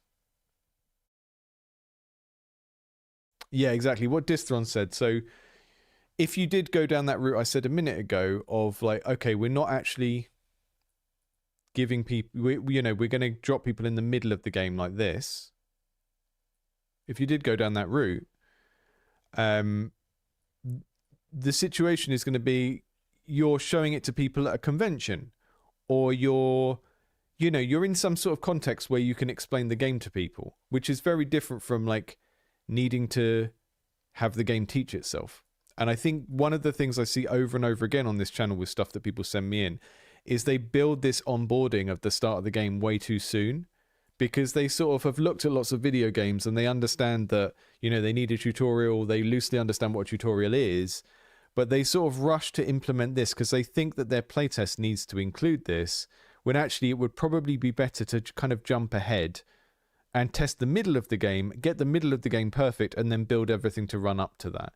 And I think out of the games we just looked at, this one, Out of Body, did a really good job, because what we got in that demo was we got a really well done onboarding section, like this bit over here, and then we kind of, this is actually the structure of Out of Body,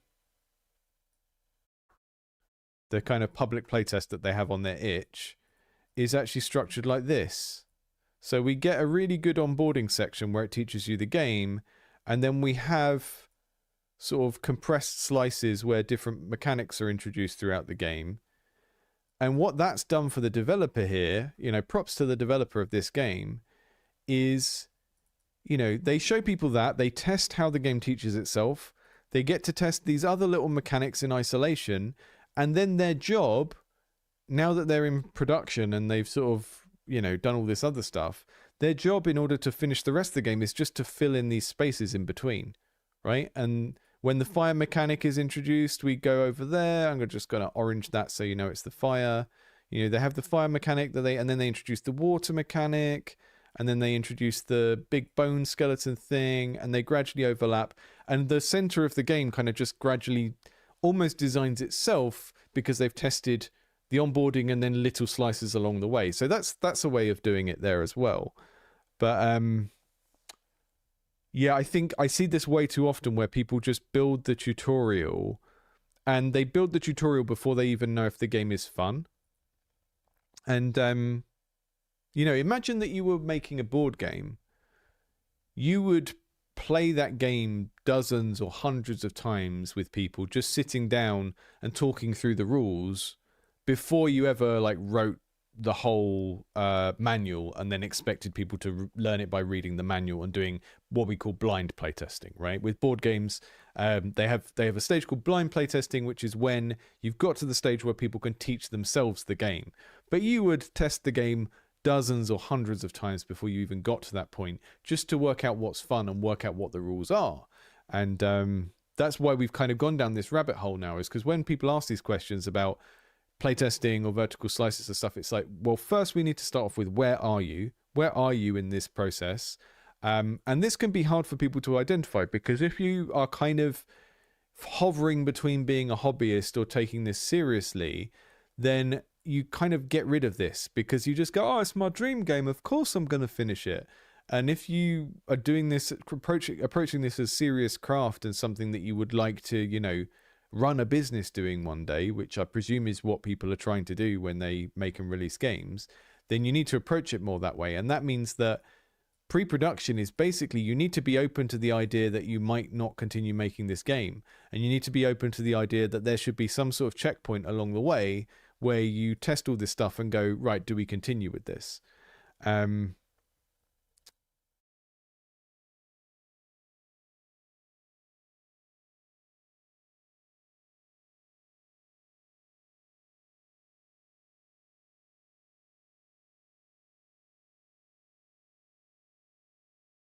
I think a demo should be a vertical slice, but again, that's mainly because think about, like, yeah, I put these elements on here because these are the things that you would judge a game by, right? And obviously they're not going to be the same for everything, but if we think of like, what are the parts of the cake that people will want to know about when they come to play the game?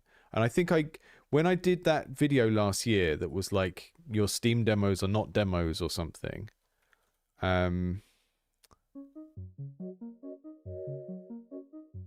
what was that game called?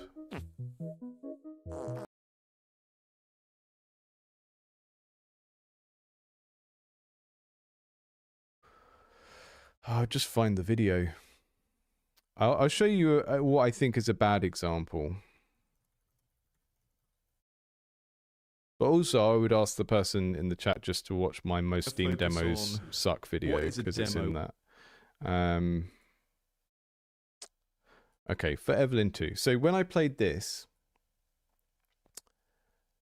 I think when it comes to actually building a demo and deciding what goes into a demo, you just need to think about, imagine that the ideal audience for your demo is someone who might like your game, right? When we make a demo and we're trying to sell people a game or get them to wishlist a game, we're not trying to trick someone who wouldn't like that game into liking it. We're not trying to make a game for everyone. We're trying to make something that a fan of that sort of game would be convinced by. And one of the things, I think when you approach that, it's like, okay, imagine someone who would like my game, but they're kind of skeptical. Because that's what we're all like when we sit down and decide whether to spend $20 or $10 or $5 on something. And then what do I need? What questions would they have that I need to sort of answer or prove myself in relation to, right? This is like any kind of business. Business is about building trust. It's about promising things and then providing proof.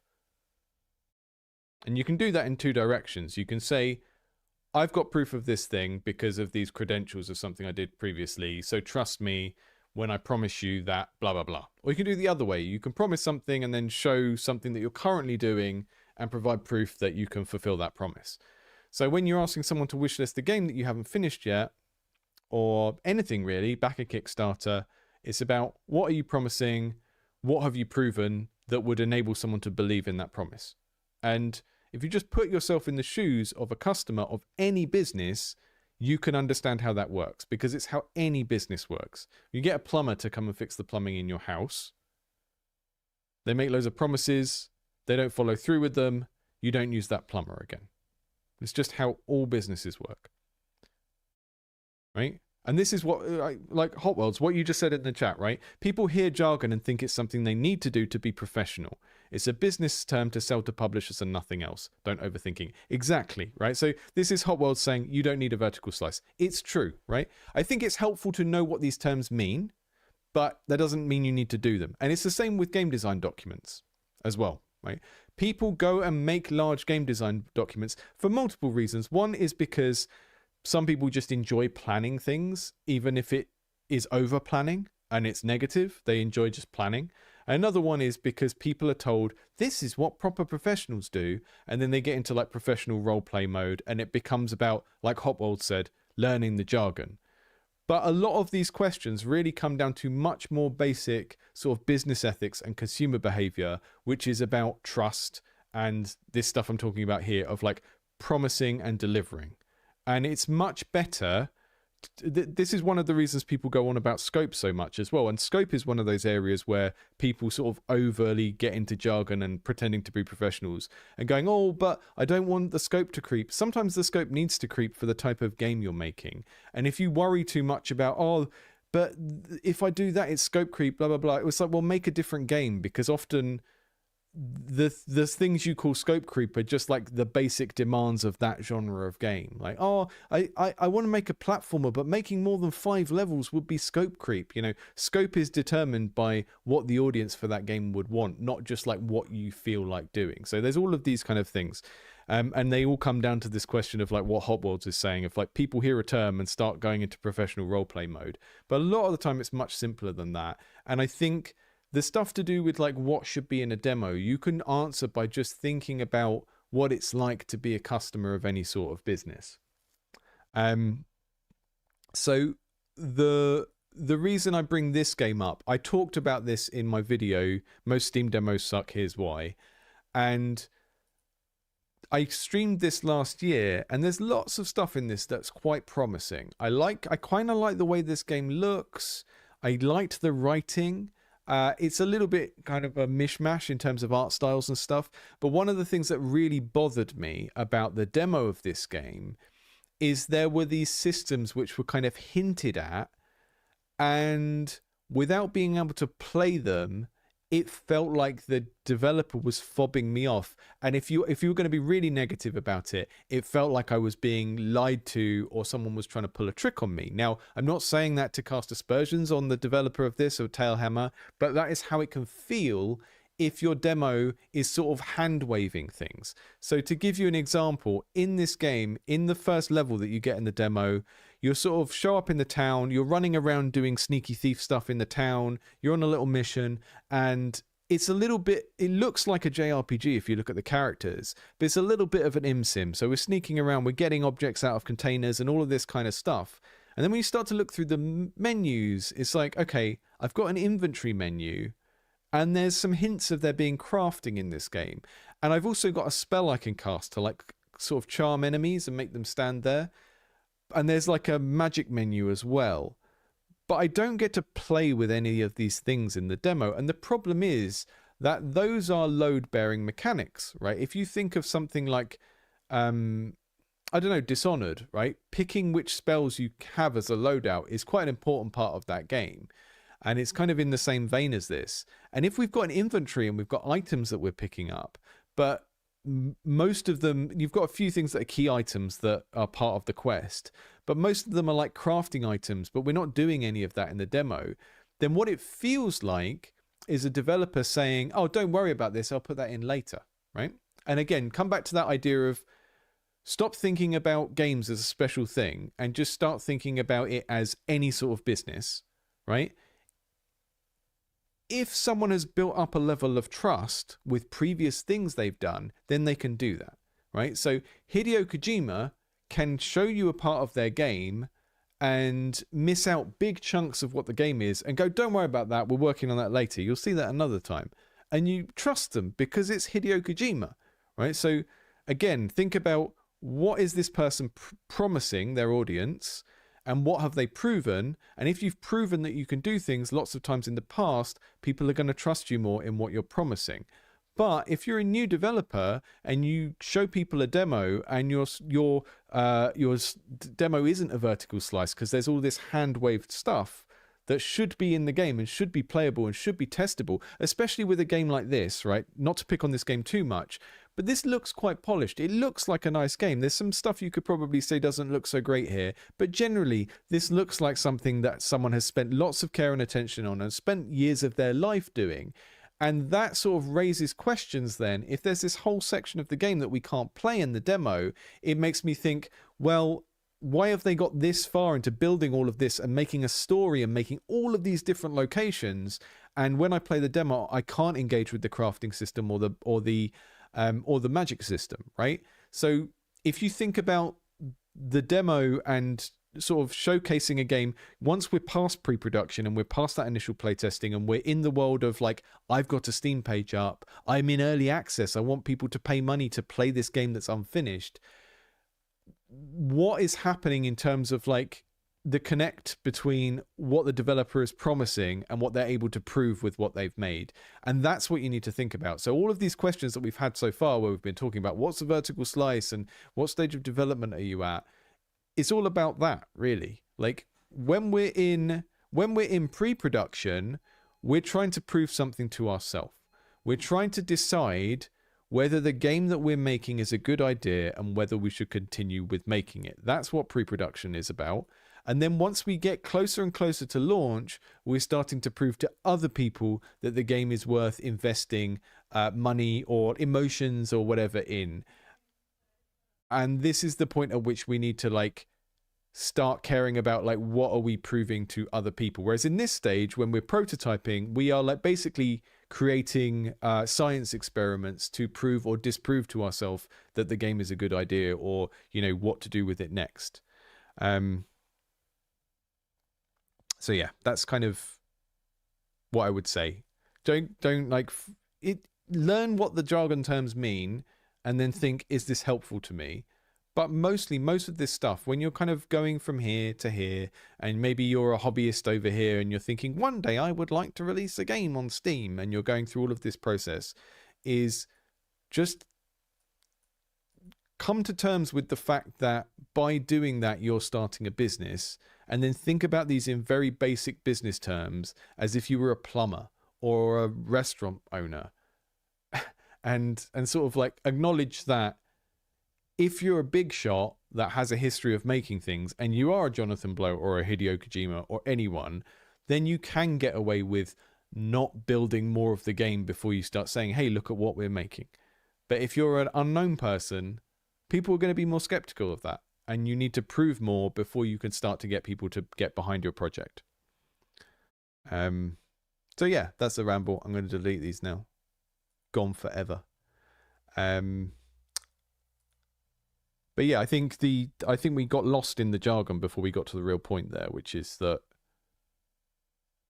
you know, the jargon has its uses. It's one of the reasons why, you know, someone asked me recently of like, do you ever showcase or playtest grey box games? And I'm happy to, but I'm more happy to from people that I know.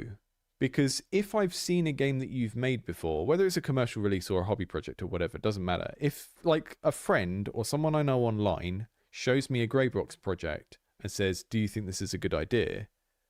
I can look at it and think about the things I've made in the past and then think, you know, how would this person execute this idea? And then that informs whether I think it's a good idea or not, right? It's the same with if there's a developer you know, like if someone describes a game and it's like Ed McMillan describing the game, you can almost play that version of the game in your head because you know what his games look and feel like. It's a random stranger and they just send you a grey box and it's like, what should I do with this? It's like, well, I don't know what your style is. I don't know what the tone of your games is. I don't know what you intend it to look like, all of those types of things. So I can't remember where I was going with that, but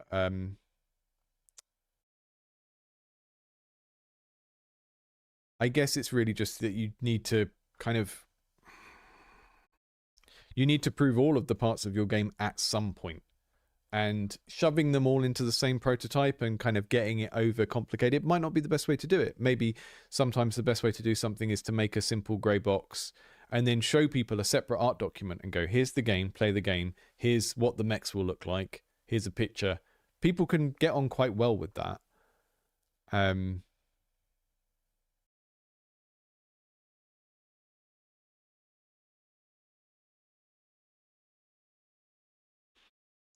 We're having a scrum event.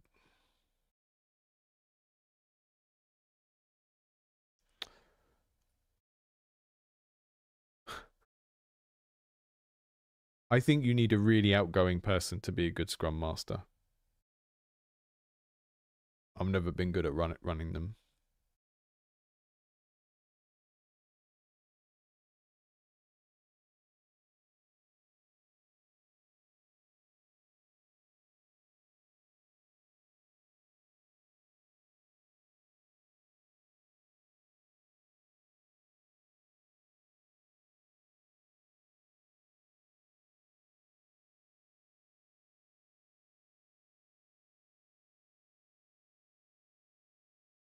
Knowing someone means you can more easily identify what they're trying. Yeah, exactly. So like Tom, who I do game developers library with, we like literally meet up in the pub and show each other our games.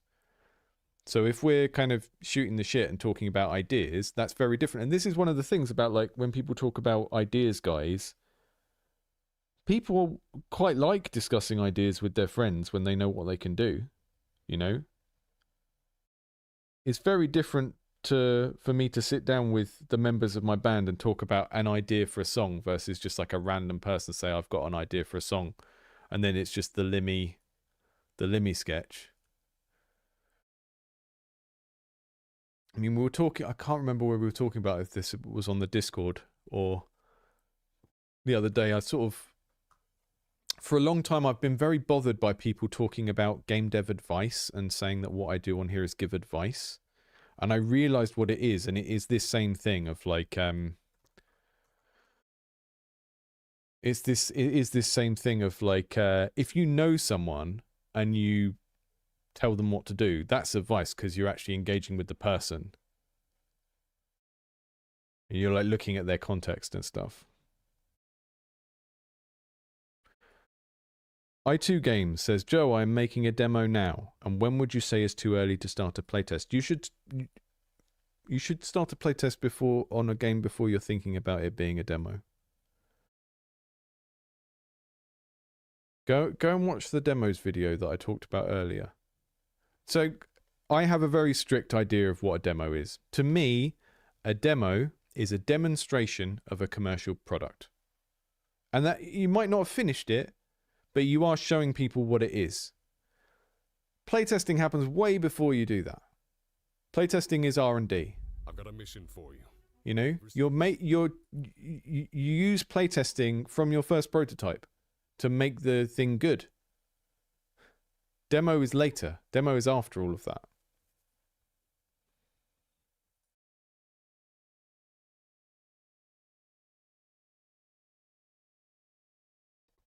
Yeah, what Scorpy said. Playtesting is for answering questions about the game.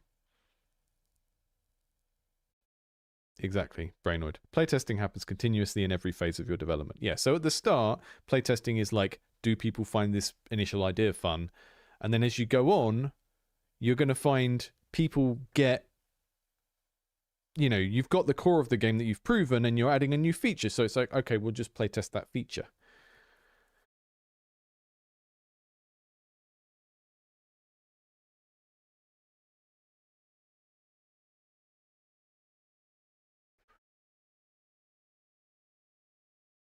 I think the other thing about what Connor was saying, don't playtest until you fix the bug that breaks people's PCs. I mean, I think the value of a playtest goes down the more known issues you leave in the build.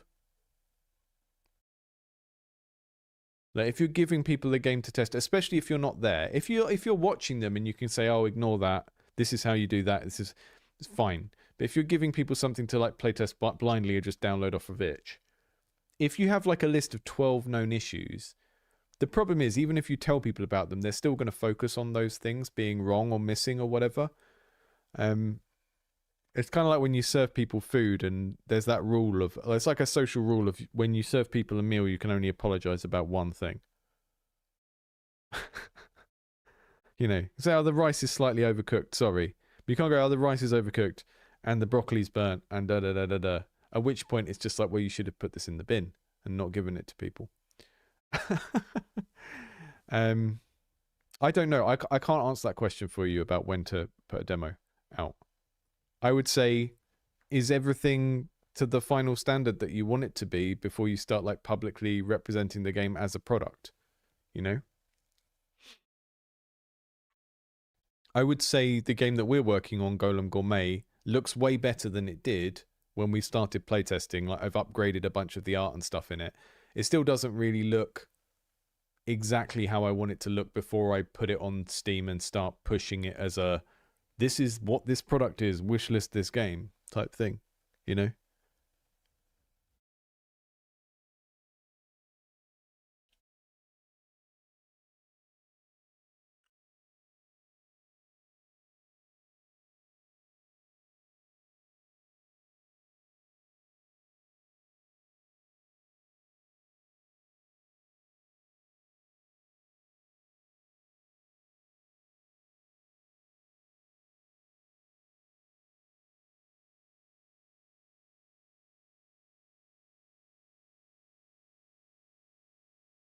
Yeah, I think the practice of just going and playing some demos like Hot Worlds suggested is probably a good way to start.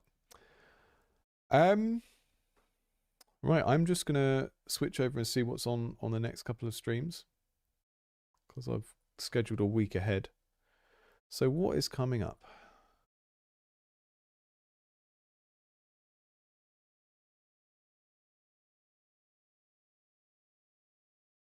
Are these even showing in the right order?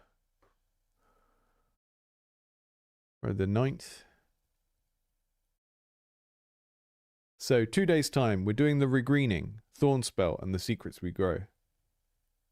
Storm Settlers on Friday, which I've played before, but I wanted to come back to because it's been updated a bunch. Folk Emerging next week, which I've played before, was just going into Next Fest. I love coming back to these longer form games. These are both kind of similar games, Storm Settlers and Folk Emerging. Both games that I liked a lot the first time around. Storm Settlers feels like, what if someone made a top-down town building game like Settlers, but made it specifically for the SNES or something, and it's just so well executed. It reminds me a little bit of Dawnfolk in that regard, that it's like it feels like a kind of console gamepad native management game. And Folk Emerging does something that I think is really interesting, which is like, yes, it's a prehistoric 4X, which is interesting in its own right, because instead of doing Civ and going through loads of ages, we're just focusing on one specific time period. But what I really like is that it's like a designed for single player 4X, which we don't see as much of. Yeah, so we're scheduled a few weeks in advance. If any of those things sound interesting, go and put a little reminder on those streams coming up. Although I suspect most of the people who are watching this live are the people that tend to come along to everything to hang out anyway.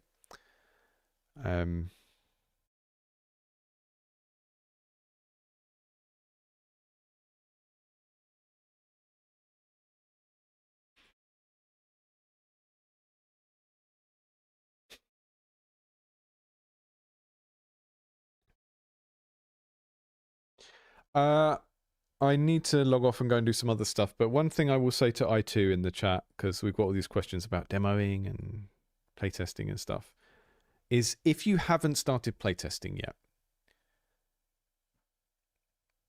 the thing, I mean, watch our video about playtesting as well, because that's not just me. That's like 20 people from the community contributing to that. And I think it's a very, very helpful video. It's only from a couple of months ago because we slowed down a little bit and started taking more time on videos. This one, the Ultimate Playtest Guide. What is playtesting for? Well, it's to work out, in the early stages, it's to work out what's fun about your game, and it's to remove barriers that people have to enjoying your game. It's to find out what people think about your game. And the other thing that is a little bit harder to get your head around is, and if you think back to some of the Sokoban talk from earlier,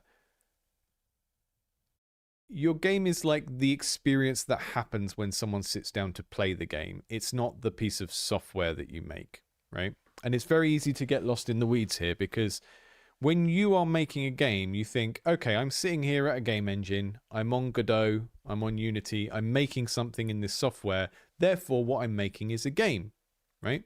And you think you're doing game development because you're using game development software and you're making things that resemble features from other games and all of that kind of stuff. But the game is what happens, or at least the playing is what happens when someone starts playing it. And that's kind of what the game really is. And no matter what your intentions are, when you put all of those features and art and code together, if the thing that happens in someone's head and in their hands when they sit down to play the game doesn't match up with what you intended, then you have a problem, and you either need to make your intentions clearer by changing the game, or you need to listen to the player and think, oh, actually, their idea of what this game is actually a better idea than what mine was, right? And that's why playtesting is so important, both at the start and throughout the process, is that when people play a game, they're not directly interacting with what you intended to make, and it's not just like a bag of features. It's the thing that happens in their head and their hands as they play it. And that's, I guess, what you would call a second order problem. You cannot experience that for yourself. What happens when people play my game, that's something you can only understand by seeing what happens when people play your game. And it's the most important thing. And I think the reason why there are, people scaremonger about how many games come out and how many games are ready. 50 games every day on Steam. The Steam is saturated. 40 to 45 of those games every day will not have been adequately playtested before they're launched. And that means that the game is kind of nonsense. If you go and just find a bunch of games that don't have any downloads or reviews or whatever that look like they're going to be bad and play them, you'll sort of see that the person who made it fell into this trap of thinking, well, what I made is a video game because I made it in a game engine, and they haven't thought about what happens when someone plays the game because they haven't included that in their process. They just made what they wanted to make and then stuck it up somewhere. And we're acting like this is unique to games, but this is the same for everything. If you're running a restaurant, you want to change the menu, you do little tasting menus and testing menus, and you test things with things before. You don't just unilaterally make the decision to change your curry house into a Chinese restaurant and then just hope that goes fine. You test things out incrementally. If you're in a band and you write songs, you play the songs live, you see which ones go down well, you gradually tweak them based on what people react to. You go, oh, people like the funky ones more, but so maybe we'll make that one funkier. You make all of these tweaks before you invest all of that time into like going into full production and like paying for studio and time and stuff like this. This is all just, it's very easy for us to get lost in this idea that games is this specific mysterious thing, but a lot of these things are like universal creative principles of, if you're making something for someone else, whether it's a game or a song or some food, yeah, you can just do whatever you want and then pump it out at the end and go, like it or lump it, that's what I made. But you can't do that and then expect people to like it and want to give you money for it, right? If you want to make sure that people like what you're making and want to give you money for it, then you involve them in the process, right? That's it really. And I think a lot of this, what it really comes back to is, for a lot of us, we get into game dev because a lot of us are more introverted people and we want to sit at a computer and feel powerful as we build a world and all of that kind of stuff. And that means that doesn't match up very well with, going to a meetup or organizing a playtest online. We've got all of these things that we need to do in order to get good at being a game designer, which are like at odds with some rejection sensitivity or something that we have. And that means that when I hear all of these questions, when should I playtest? When should I playtest? What I'm really hearing is, I don't want to playtest, don't make me do it. And it's the same when people talk about marketing. I don't want to market my game. It's the worst part. All it is telling people about what you've made. That's all it is. Marketing is telling people what you've made. Playtesting is showing people what you're working on so that you can make it better for them or someone like them. And a lot of the time, the barrier that's in the way is, there's some sort of social skill involved in making that happen. Going on Blue Sky and talking about your game every day, or, uh, organizing a playtest, going to a local meetup, taking a game to a small convention locally so people can playtest it. There's some sort of like social skill involved in that, and people don't want to get better at that because they think, well, I have this type of personality and I can't do that type of thing. And the reality is, if you want to make things entirely on your own and you don't have someone else to do those things for you, then you have to see that as a learnable skill and practice it in some way. This was one of the reasons why when I ran a uni course, we used to get teenagers, students, to run things like public demos even from their first year, because there is nothing more depressing than someone getting really, really good at the technical and artistic side of games and then getting to a situation where they need to show it off and then losing opportunities because they can't interact. And I saw that quite a lot. I used to go to, like, I'd take one of my games or my board games to a convention. There'd be someone with a video game absolutely beautiful and they're sort of sat in the corner. They're not bringing people over to play it because they've spent 3 years or 5 years just on a computer and not really engaging with the public or like learning that skill that they need to do that next bit. And it's very easy to kind of fall into this self-pitying, but I can't do that. I'm a Myers-Briggs I or whatever. Those things are still learnable skills, and it pays to start learning them earlier, because you're going to have to organize playtests at some point. Get over that initial, like, I don't want to do it, and just like fall into a cadence of like, we're doing one every month or whatever, you know. Start a local meetup where you can get other devs together to play each other's games. If that doesn't exist locally to you, there's nearly always more interest in that sort of thing than people think there's going to be, whether you need to make a group on Facebook or WhatsApp or whatever. But I often feel that when people start asking, when should I do this? When should I do this? What they're really telling me is, I'm scared of doing this. Please tell me I don't have to do it. And it's like, no, you do need to do that. You need to do it a lot. And if you're not used to doing it, then it's something that you need to start practicing, because it's just part of the job, especially if you want to work alone and you don't want to be part of a big team where that is someone else's job, you know? Excellent. Anyway, sorry, I've been rambling. Thank you all for all of the back and forth. I've missed some of the chat because I've been just sort of following where my brain went in the last 5 to 10 minutes.